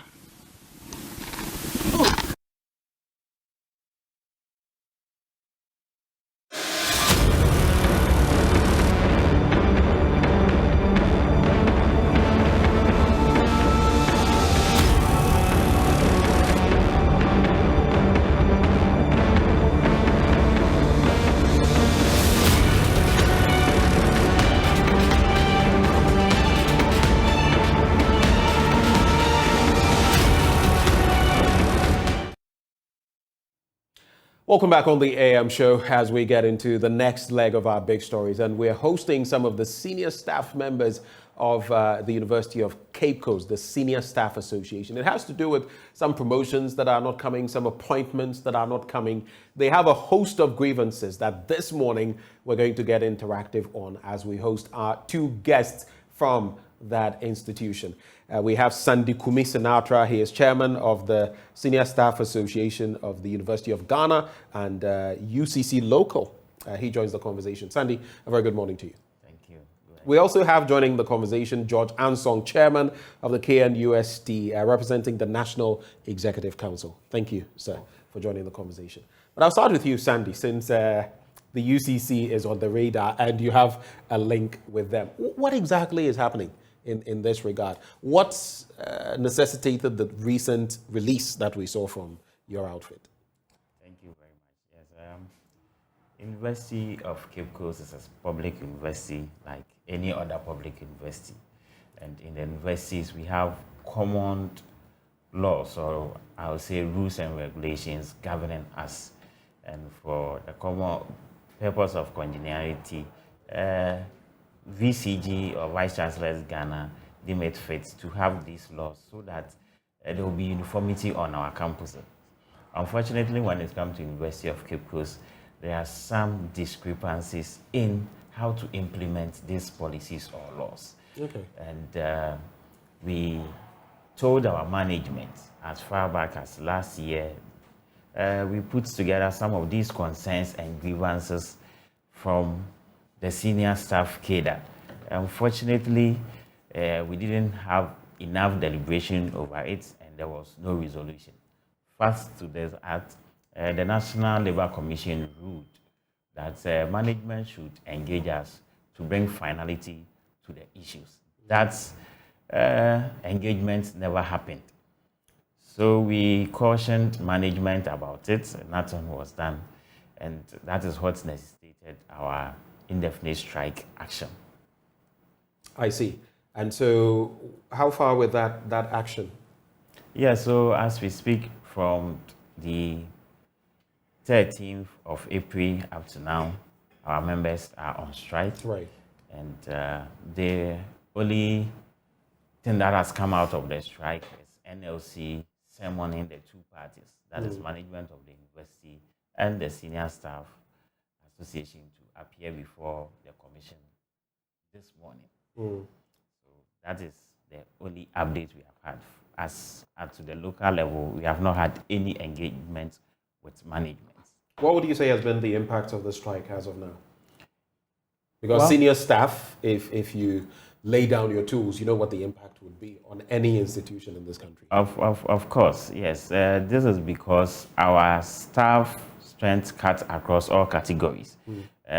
Within senior staff, we have members of the teachings, we have teaching staff, we have librarians, we have people at the hospital, and what have you. So all other services on the university campus has been affected greatly, even to an extent that our library, our students are writing it down, but our library at a point, they were compelled to shut down intermittently just because of the strike. But by the grace of God, management has been able to put one or two measures together, and now the students can have a continuous stay at the library. However, yes, the services, as I said, that are being rendered to these students, the general public, and stakeholders in the universities has been affected drastically because of our absence, and which it is not a good situation for the university and its populace.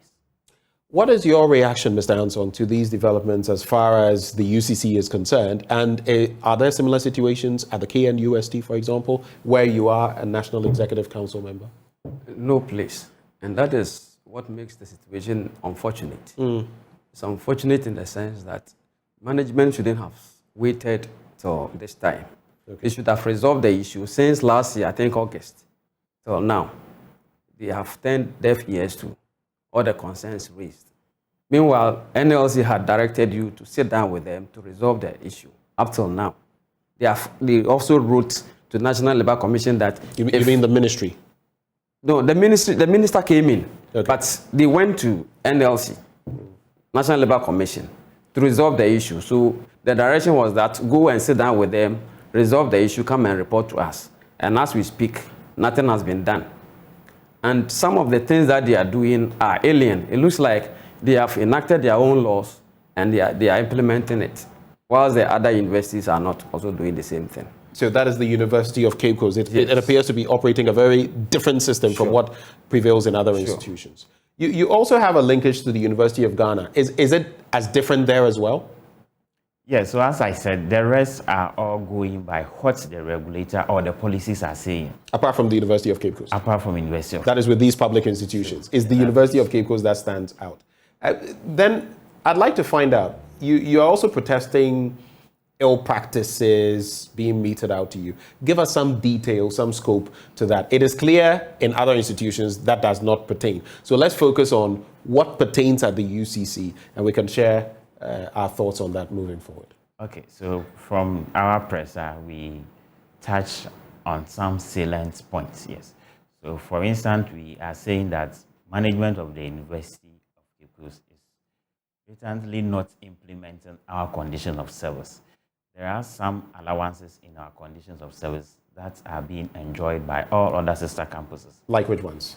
For instance, we have allowance like overtime allowance when you work beyond the normal working hours, which is the 8 hours that we all know. Yes, this overtime allowance is being paid in all other public universities. In the University of Cape Coast alone, they will tell you you can't do overtime here. Meanwhile, you have to do the work. Who tells you can't do overtime here? Management of the university. They will tell you that overtime is not in their books. So no matter what it is, they will find some other allowance that probably they think they are more comfortable with for you and not an overtime allowance, and which we think it is not acceptable.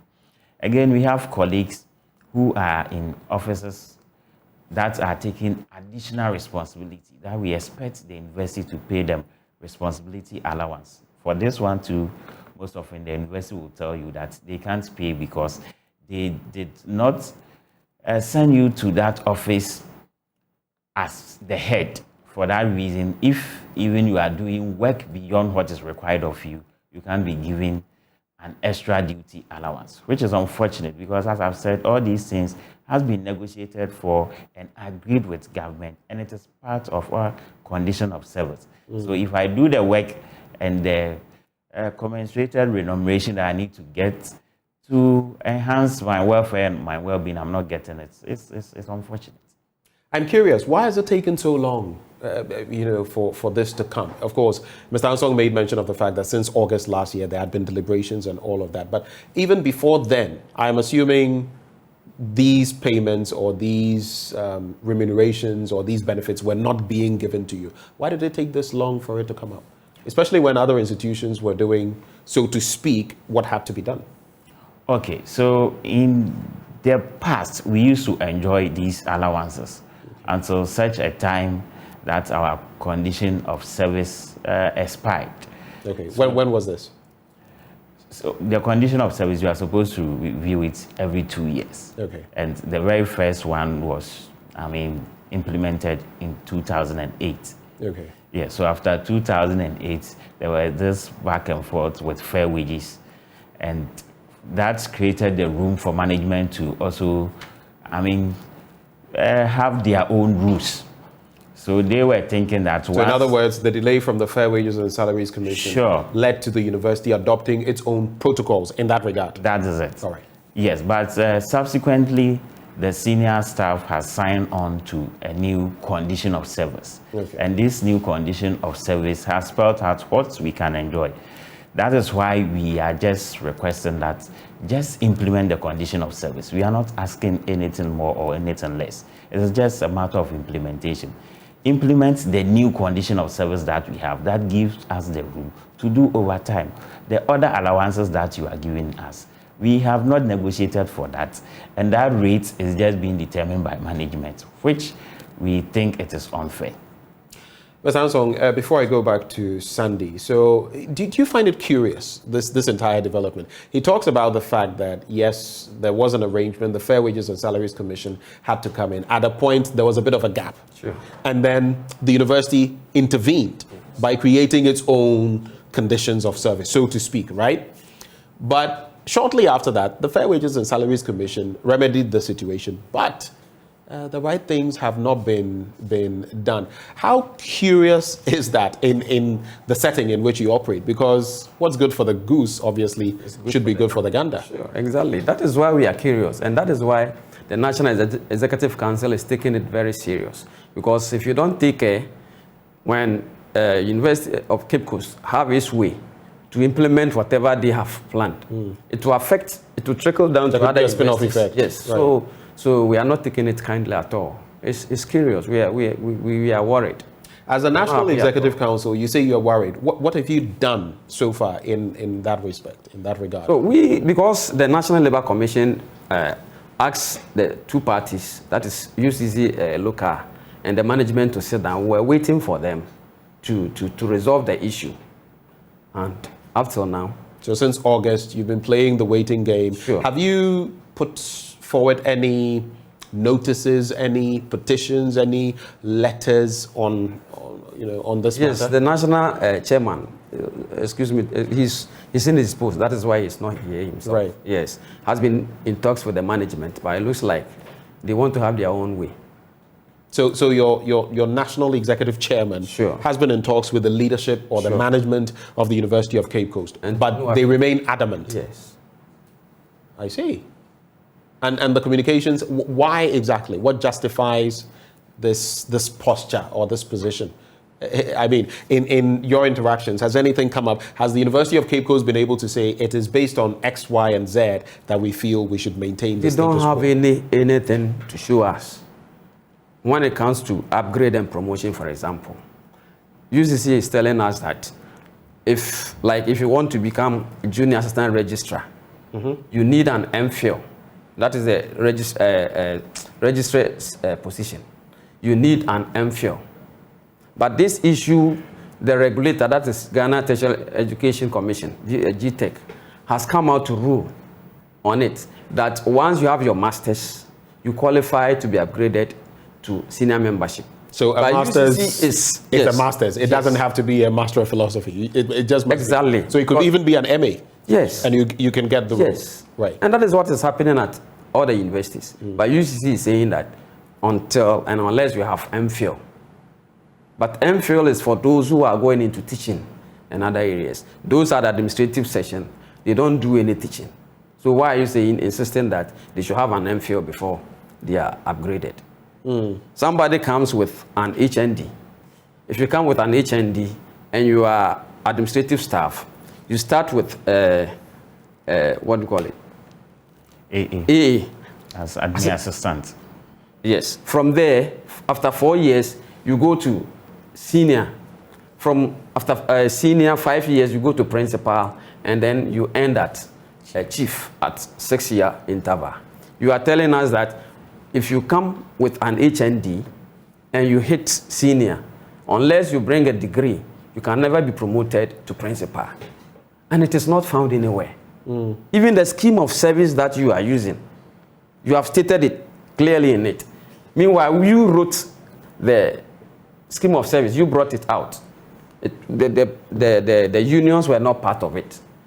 And you have put that thing aside and implementing your own rules. And we are not happy with it. Let me come back to Sunday, Kumi Sinatra. So you make mention of, we've spoken about your conditions of service, and down there's a lot.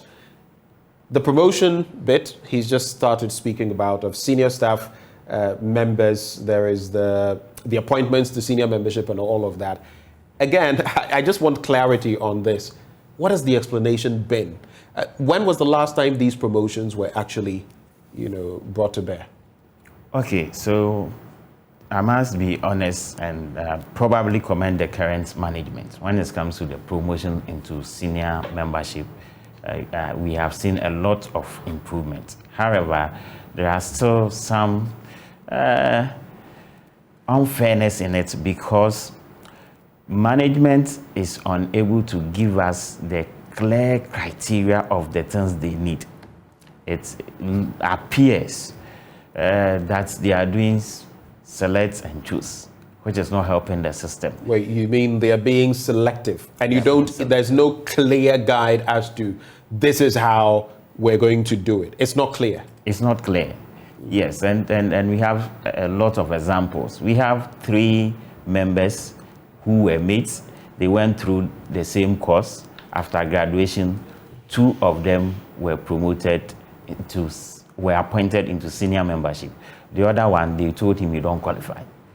And what makes him not qualified? And what were the reasons given? Because, I mean, there could be extenuating circumstances that we don't know. Do you know of any such? No, they will not give you any reason. They only write to inform you that you don't qualify, and that ends it. Without giving you any specific reasons. Because that's what I'm saying. If you have a policy, it should be written black and white so that we all know that this and that is what you need. But you can't select different policy to, meter different treatments to different people. In that case, you are not being fair. So you're attributing some bias to the university system at the UCC? Sure. And also hinged on the fact that it's not clear. I mean, if I want to become a senior lecturer, for example, it must be clear what my path is, what I must do, what I must attain by way of qualifications and all of that, right? So that creates a problem in the system. Sure. Exactly. Sure. But I think largely management, looking at their posture, has been relying on the fact that the universities are autonomous. And for that, Are they really? I know there's a semi-autonomous. There's a regulator. Right. And there is a regulator, right. That is it. That is why, in our case, for instance, we want the government to intervene. Because no matter how your autonomy is, I believe you are not above the law. And when it comes to labor issues, we have the Labor Act, which is the parent law. And for that reason, if even you want to make a subsidiary law, it shouldn't be in contradiction with what the parent law is saying.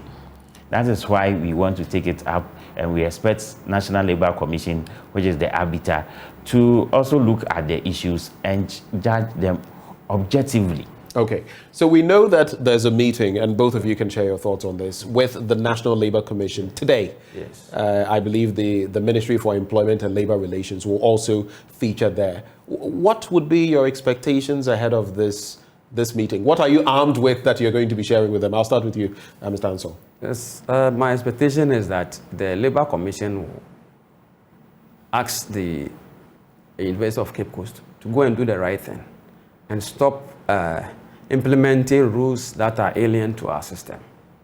That's all. But it would appear that had already been done with the regulations that already exist. So if in the past they have not done it, what shows this time it would make any difference? What are your expectations? Well, when we get there, we'll cross the bridge. When we get to yes, because I believe that they will listen this time.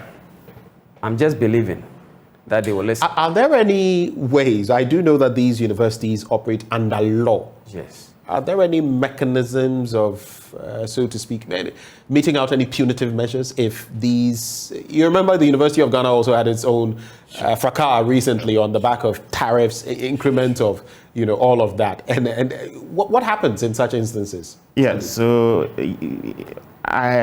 for our expectations today, as Labour Commission, as we have already indicated, all the issues are not new issues. Right. There are documents and policies that governs all these decisions. So we only are going to point them to refer to these documents. If what we are saying is contrary to what is in the documents, fair enough. But if what the practice that they are meted against us is rather contrary to what is in the document and they are supposed to implement, then of course we will expect the National Labour Commission to do something. Other than that, first to what the national officers or the National Executive Council has issued a release in solidarity of what we are doing, and the expectation is that NLC will be fair and firm to tell management that whatever they are doing is not the right thing, to bring peaceful resolution to the issues. Other than that, although it is only University of Cape Coast that we are being treated unfairly, but however, there is going to be a national strike from next week if nothing is being done about our issues. All right.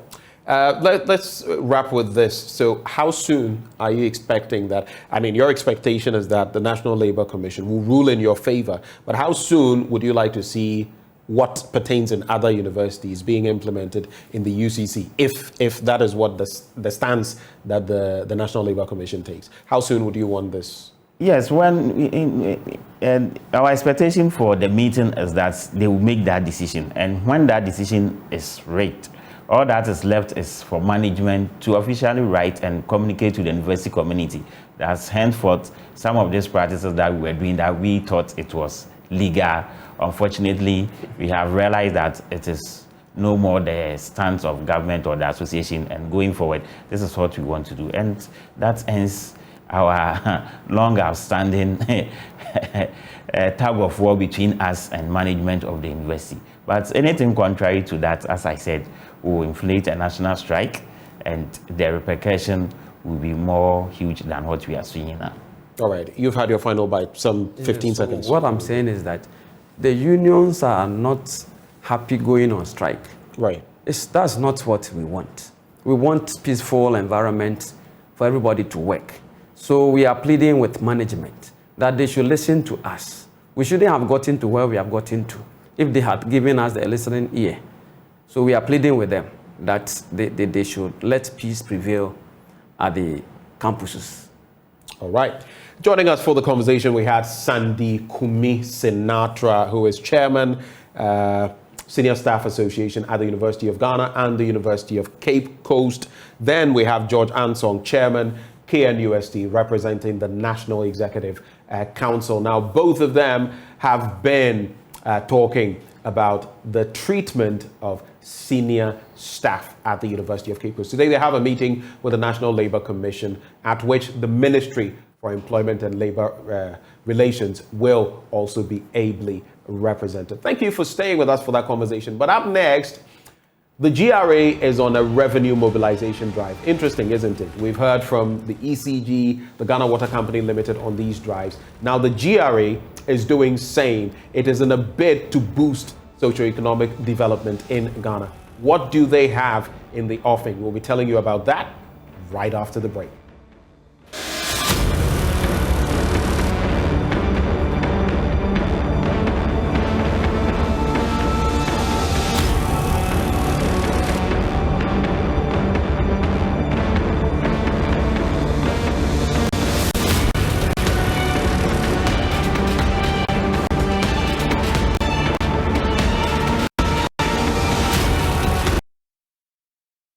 Hello, a very good morning to you. Thank you so much for staying on the AM show with us. It's now time to have a conversation about filing of your taxes. And if you're somebody who is a culprit, you just may want to pay attention, because the GRA is not too excited and is hoping that you will comply with the law. This morning I've been joined by Dominic Dokbil Snap. He is Assistant Commissioner at the Commissioner General's Office. He is on my far left, and on my immediate left, David Lati Kwakopum. Yeah, I just need to take my time to get it right. I got some education before this, but you know, when you try something once, you need to do it a couple of times before you get your tongue around it. He's Chief Revenue Officer, Training and Development Department of the Ghana Revenue Authority. Thank you so much, gentlemen, for joining me this morning. And this morning, you're here again because sometime last year, you started some, innovation to make it easier for citizens who are expected to pay their taxes to do so in a very simple manner. But it has come to your attention that individuals, companies, entities, some of them haven't filed their tax returns, and that is against the law, right? Yeah, it is. And you're here this morning to remind them to do so. Just tell us, one, why it is important and what we are likely to face if they do not comply with the law. Yeah, thank you very much. As you are aware, the Ghana Revenue Authority has a mandate to administer taxes. So to that extent, we need the cooperation of our cherished taxpayers. We cannot actually succeed in our functions if we don't engage the taxpayers as well. So it is against this background that the Ghana Revenue Authority has dedicated the month of April to actually sensitize taxpayers and create a needed awareness about our tax and good governance. And also the importance for filing of the tax returns. When we talk about tax returns, essentially we are looking at a declaration by a taxpayer on their activities. So at the end of the day, Commissioner General is able to make an assessment of your tax liability based on the return that you have submitted. So if you don't submit a return, what it means is that Commissioner General would have to use his judgment, and that is what we don't want. So it is against this background that we try as much as possible to create the needed awareness and sensitization around the good, tax and good governance for our taxpayers to know that they need to actually file their tax returns. When you talk about filing of tax returns, if you're someone who is familiar with what happens in other countries, it's more like something you grew up knowing how to do because you see your parents do it. They pick the bills, they're compiling the taxes and all that. But here we don't really have that culture unless it's a company or an entity. But I see that you've included individuals in there. So for me as an individual like me, do I qualify or does the law expect me to file my returns and how do I do so? Yeah, thank you very much. Yeah, so what it is that if you are an income earner, the law expects you to actually file your tax returns. Let me first of all start with employees because you mentioned you as an example. Employees hitherto were not filing. Their employers would file. Once your income was exclusively from the exercise of employment, your employer would file on your behalf. But there has been an amendment to that provision of the tax law requiring employees to file. The reason is because there may be some income that you have earned that your employer may not know, so that you are able to disclose that for Commissioner General to make a fair assessment. So can I give an example of? I'll come to you shortly. I want to just say that, for example, you, I know Christmas you receive a lot of hampers. Is that okay? So the market value of the hampers will be quantified and added to your employment income and any other income that you probably might have received. Okay, so later I'll come back to the how, because that's important, because you're telling me now, but how do I go about it? But does it include, for example, an emceeing job for a wedding, how much you're paid, or other services you render people? You may not have a company, for example, if I'm here and somebody says, oh, I want to put something on social media. Can you look through it for me to be sure that the language is appropriate? All those kind of things require that I disclose that I've earned this for that and that and that, right? Yeah. So how do I go about it? The filing of the returns. Right. Okay, so definitely you have undertaken an activity over the period. There are several types of returns that we are supposed to file. Typically, once the activity has been done and the necessary documentations to those activities are all well laid out. You have your costs, you have your incomes that you have earned.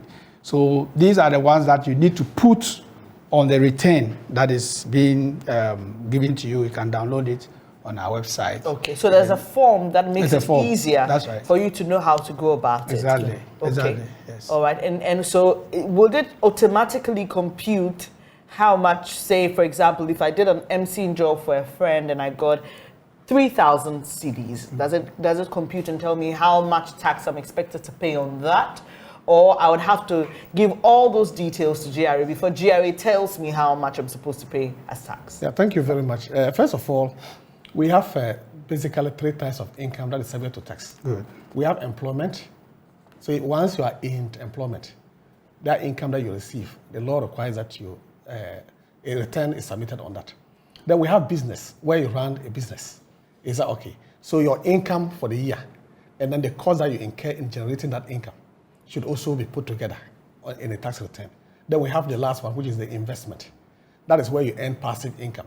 You put money in treasury bills, you put money in by way of buying of shares and so on and so forth. Having said that, there are some incomes that are exempt from tax. Okay. The law says don't pay tax on them. Okay. For example, if an individual buys treasury bills and earns interest, the interest is not subject to tax in Ghana. That is the law. Apart from that, there are some incomes that are also exempt. Now, once you are talking about emceeing a program, once you MC a program and then you receive income, that income is going to be subject to tax. But the question is, how do you go about it? That is what it is. So the return spells out clearly the various incomes. Is that okay? That you need to actually disclose. And then the system will automatically compute it, for you. So that's when you are doing it on a system. Yes. But apart from the income aspect, you also know we have tax on transactions, like indirect tax, VAT and all those things. All those also you are required to file returns on them as and when the time is due. So those ones also, you can obtain the necessary documents and then file accordingly. Okay. But we spoke about it being done via your system, which already has all the details. But can you do it manually? Yes, if it can be done manually. But the truth of the matter is that we are discouraging the manual, filing. The reason is because it's more efficient and cost effective to do it, via the system. So as much as possible, we want to just discourage that because we don't want a situation where we'll be creating problems for our taxpayers. Exactly, we don't want the situation where we have dual activity taking place. But if you have any challenge in getting to the system, you always get in touch with any of the GRA offices. They will definitely get assistance to do it, file it online as required. Okay, but let me find out from you, this is not something you can sit and decide to do anytime. It's time bound, right? So what is the usual duration or expectation for individuals and companies and entities to file their tax returns? Thank you. So like I said earlier, there are several tax returns that can be filed. Right. You have a personal income tax that you have to file. That is for persons like us, individuals. Okay. Company income tax will also be filed. There are withholding taxes that you need to file, either under income tax or under indirect tax, VAT, and all that. But the point is that for each of these tax returns, there is a period that is given. So for the personal income tax, for example, at the end of the year, when you have done all your calculations and you need to file the return by the 30th of April. For the personal income taxes, by the 30th of April, you should have filed your return, and that is the provision. For the previous year? For the previous year. So you've done, for example, we are in 2023. Yeah, so we are dealing with 2022 returns now. So those are the ones that we are expecting you to file by the close of 30th of April of this year. But this is the tax month, right? Yeah. So that is where you are. So, for example, if you're also dealing with indirect tax, VAT, you have to file that tax. It's a monthly return. So a monthly return will be filed at the close of the month. Okay, so again, if I want to use an example, we are in April now. All the filings will be related to March. So you file in March VAT returns by the last working day of this April. Okay. You should file your returns. Good.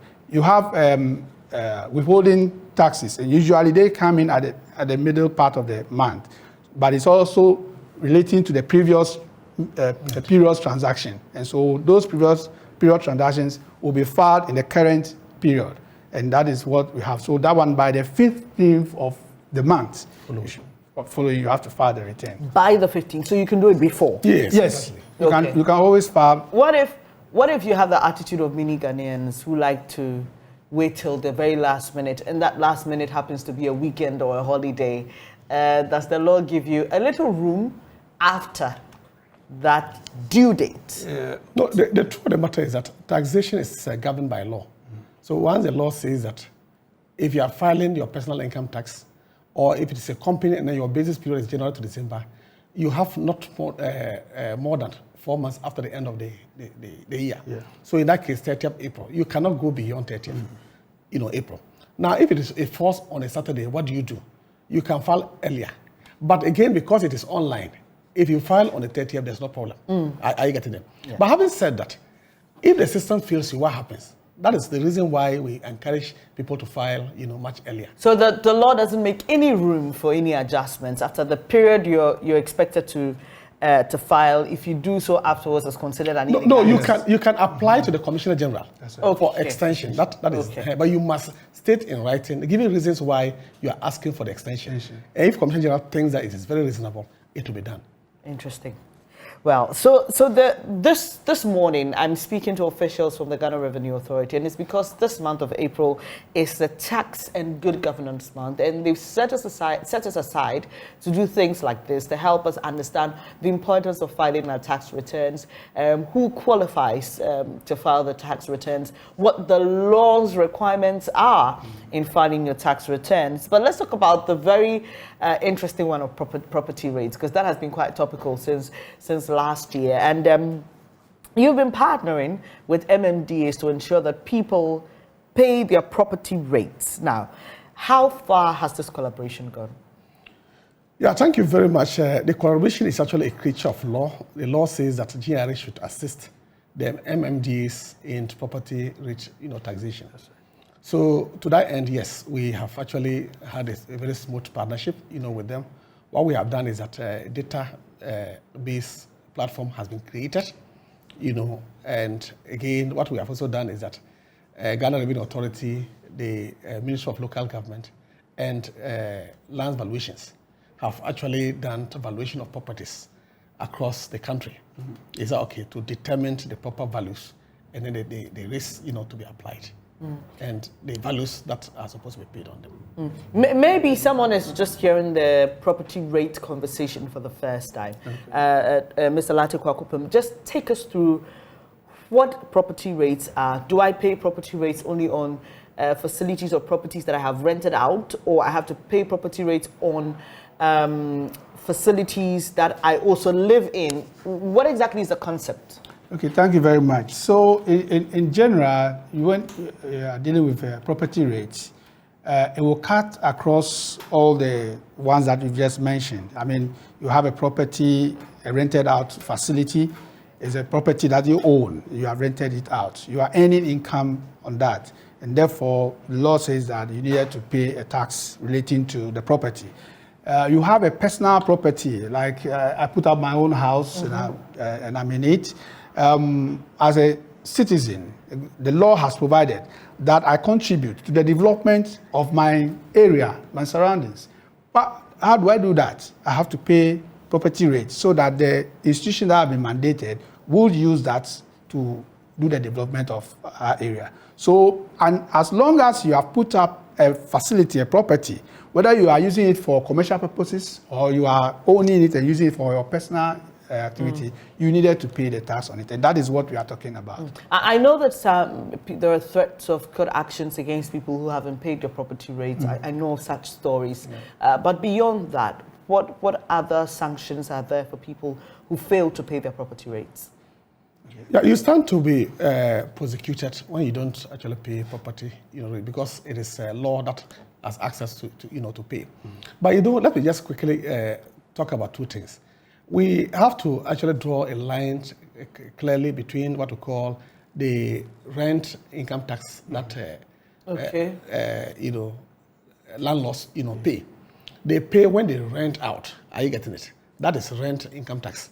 But when it comes to the property, as he has said, it has to do with the building that you have put up. They will value the building and then you pay property rate on that. And this is done annually? Yes. When it comes to commercial, when you make that payment, it is also a tax allowable deduction. So when you are filing your tax returns, you disclose it as a cost. Yes. So at the end of the day, it is going to reduce the tax that you are paying. Okay. If you are running a business. Your rent income tax will reduce the property rate that you have to pay? No. There are two different things. Okay. The property rate is administered by the assemblies, right, in collaboration with the Ghana Revenue Authority. Right. But when it comes to the rent, when you are taking rent from tenants as a landlord, the law requires that if it is residential, you pay 8%. So the tenant who is paying you is required to withhold. That is, if it's qualified to withhold. If it is residential, it is 8%. If it is commercial, it is 15% on the rental income that is paid to the landlord. That aside, we are talking about the property rate. So the building itself, what is the value? Is that okay? So that has been determined in collaboration with GRA, with the assemblies and then the local government. And they have determined, the value of the properties. And on that basis, they are levying the property tax, on it for you to pay. But if you have problems, you can always, lodge a complaint. I think that the advantage that my boss is saying is that if you own the property and you are earning income from the property, you're supposed to file a return on that income. But you see that the rental income is on one side. Now, in filing your rental income, you may be required to disclose any costs that you have incurred. Okay. Paying the property rate itself could be a considered area which may reduce your income. Okay, so I reversed it on the rental income. Okay. Yeah. Okay. So because it was incurred in that particular activity, right? Therefore, you could. Right. Okay. So I needed a bit of clarity, and there's a lot to discuss on this issue, especially when it comes to your collaboration with the MMDAs. But there's a portal, myassembly.gov.gh. Mr. Kwapome, would you want to tell us what it is and why it has been created? Thank you very much. So that is a portal that has been created basically for property owners to be able to file their property rate and pay the tax on it. So they're not allowed to pay cash? No. But not physical cash. No physical cash. The assemblies are not allowed, per the current arrangement, the assemblies are not allowed to collect cash. Okay, so if anybody comes to your house and says they are a representative of the assembly and they are coming for property rates and they're demanding cash, please, you're hearing it here. Per the current arrangement, that is not allowed. You have to pay via Momo and all the details, or the bank, and all the details are on myassembly.gov.gh, and so no issues of... Yeah, and you can use the Ghana.gov platform. Okay, as well. For the payment of the tax, yes. Ghana.gov platform. Right, okay. Are people allowed to pay in installments? You know, someone may say that, oh, this is this property rate, the valuation of my bill. Is in the first place, am I permitted to contest the valuation of my property? Obviously, yes. I mean, if you have an issue with it, the law allows you to actually, lodge a complaint. And the committee will look at it and make a determination as to whether you are right or wrong. Okay, and then what about... When it comes to the installation, a payment by installment, the law allows you, if you don't have the money immediately, you can arrange to make the payment. Okay, that's great. That's great. So, paper bills, right? In 2023, you're doing away with that. You started your campaign in 2022 to try and go digital, but now you are phasing out really fast, yes, and the paper bill. So you're scrapping that in 2022? Exactly. It's been scrapped because for other issues relating to it, especially inefficiencies that come along with the paper bill issues. So now the provision is that you go onto the myassembly.gov, register your property. Okay. And then after you have registered your property, the necessary processes are all there. I mean, the pointers will be there for you to guide you to do the necessary payments, get the necessary valuation, and all those issues related to it. So based on what you're saying, I can just sit in the comfort of my home without visiting the assembly. Just go to myassemblies.gov.gh, register my property. Officials will come and value it, and then after that we move on. That is, if the valuation hasn't been done already. That's it. Okay, so what then happens to the collectors at the assemblies? Their jobs are being taken away from them? Not really. In fact, what the law says is that, or the decision has been taken is that they will be deployed to actually assist, property owners in the payment of the taxes. That's right. They could also be allowed to do evaluation and monitoring, of the system, or any other role that may be assigned. So they are not going to lose their jobs at all. Right. Yeah. There's a lot to talk about when it comes to filing of your tax returns, but we may have to end it here for today. What is the most important thing you two would like to leave with the Ghanaian public about the payment of taxes? I'll start with you, Mr. Nab, and end with you, Mr. Lansah Kwakopone. Yeah, thank you very much. This is the only country we have, and we need to actually support the socio-economic development of this country. And to do the trick is through taxes. So let's file, let's pay our taxes. And also GRA has tax clinics that we have established all over our offices. You can walk there and ask of any concern about tax that concerns you, and there are staff there who would actually help you. That's very important because for many people who are not familiar with the taxation system, just a sit down like this will give them a fair idea, but to go into details, some people may need assistance. So I'm grateful that you mentioned the tax clinics that have been set up. So for you, Mr. Latte Kwakuben, what will your last words be? Yeah, thank you very much. The importance of tax in nation building cannot be overemphasized. We need every citizen to be conscious of the tax responsibilities and obligations. One of the things that Commissioner General and for that matter, GRA has been trying to get citizens to do is to ensure that they take their tax invoices seriously. I mean, people go and make purchases, they just walk away. You go and make a purchase at a registered taxpayer's premises, then you walk away without taking your tax invoice. How do you know that the money that you have paid, the tax that is included, will get to government? We need every hand on deck to be able to measure up to the level, the tax to GDP level within the sub-region. In fact, we are quite low. It is true, people will complain about a lot of taxes, but then again, a lot of people are not paying. A lot of people are not conscious. We need everybody's hand on deck to be able to collect the tax that we require for the development of this country. And it is important for us to emphasize it again, that is where the trick lies. That's where the trick lies. Thank you so much for joining us this morning. So, well, you've heard it. Those of you who do a lot of side jobs, you need to file your tax returns. So, I know you may not be excited about that, but let's help the GRA do its work easily so that we can...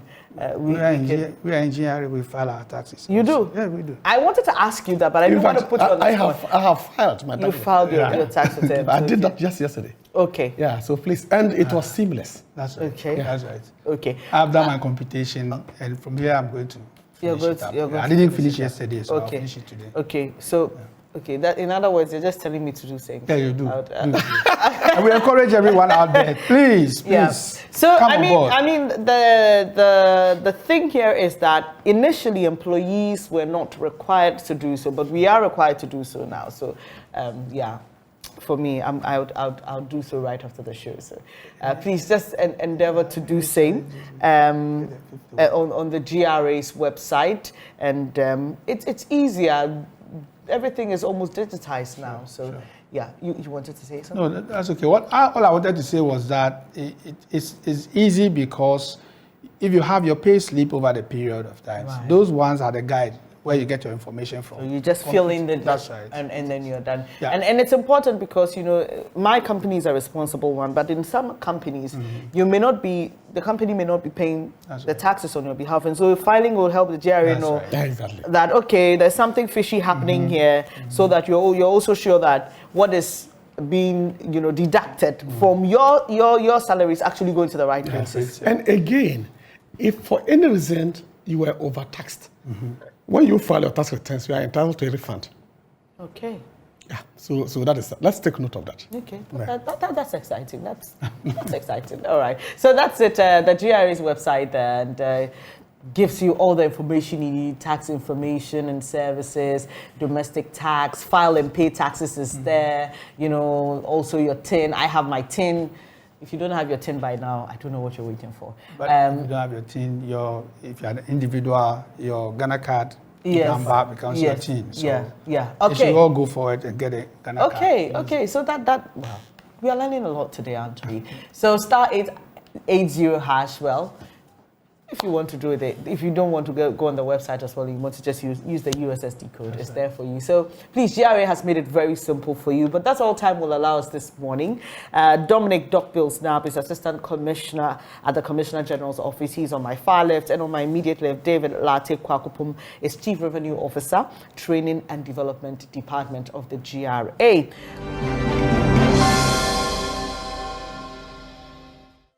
And that was AM Business, Ketsi EcoBank, the Pan-African Bank. Thank you, James Ishan, for bringing that story to light.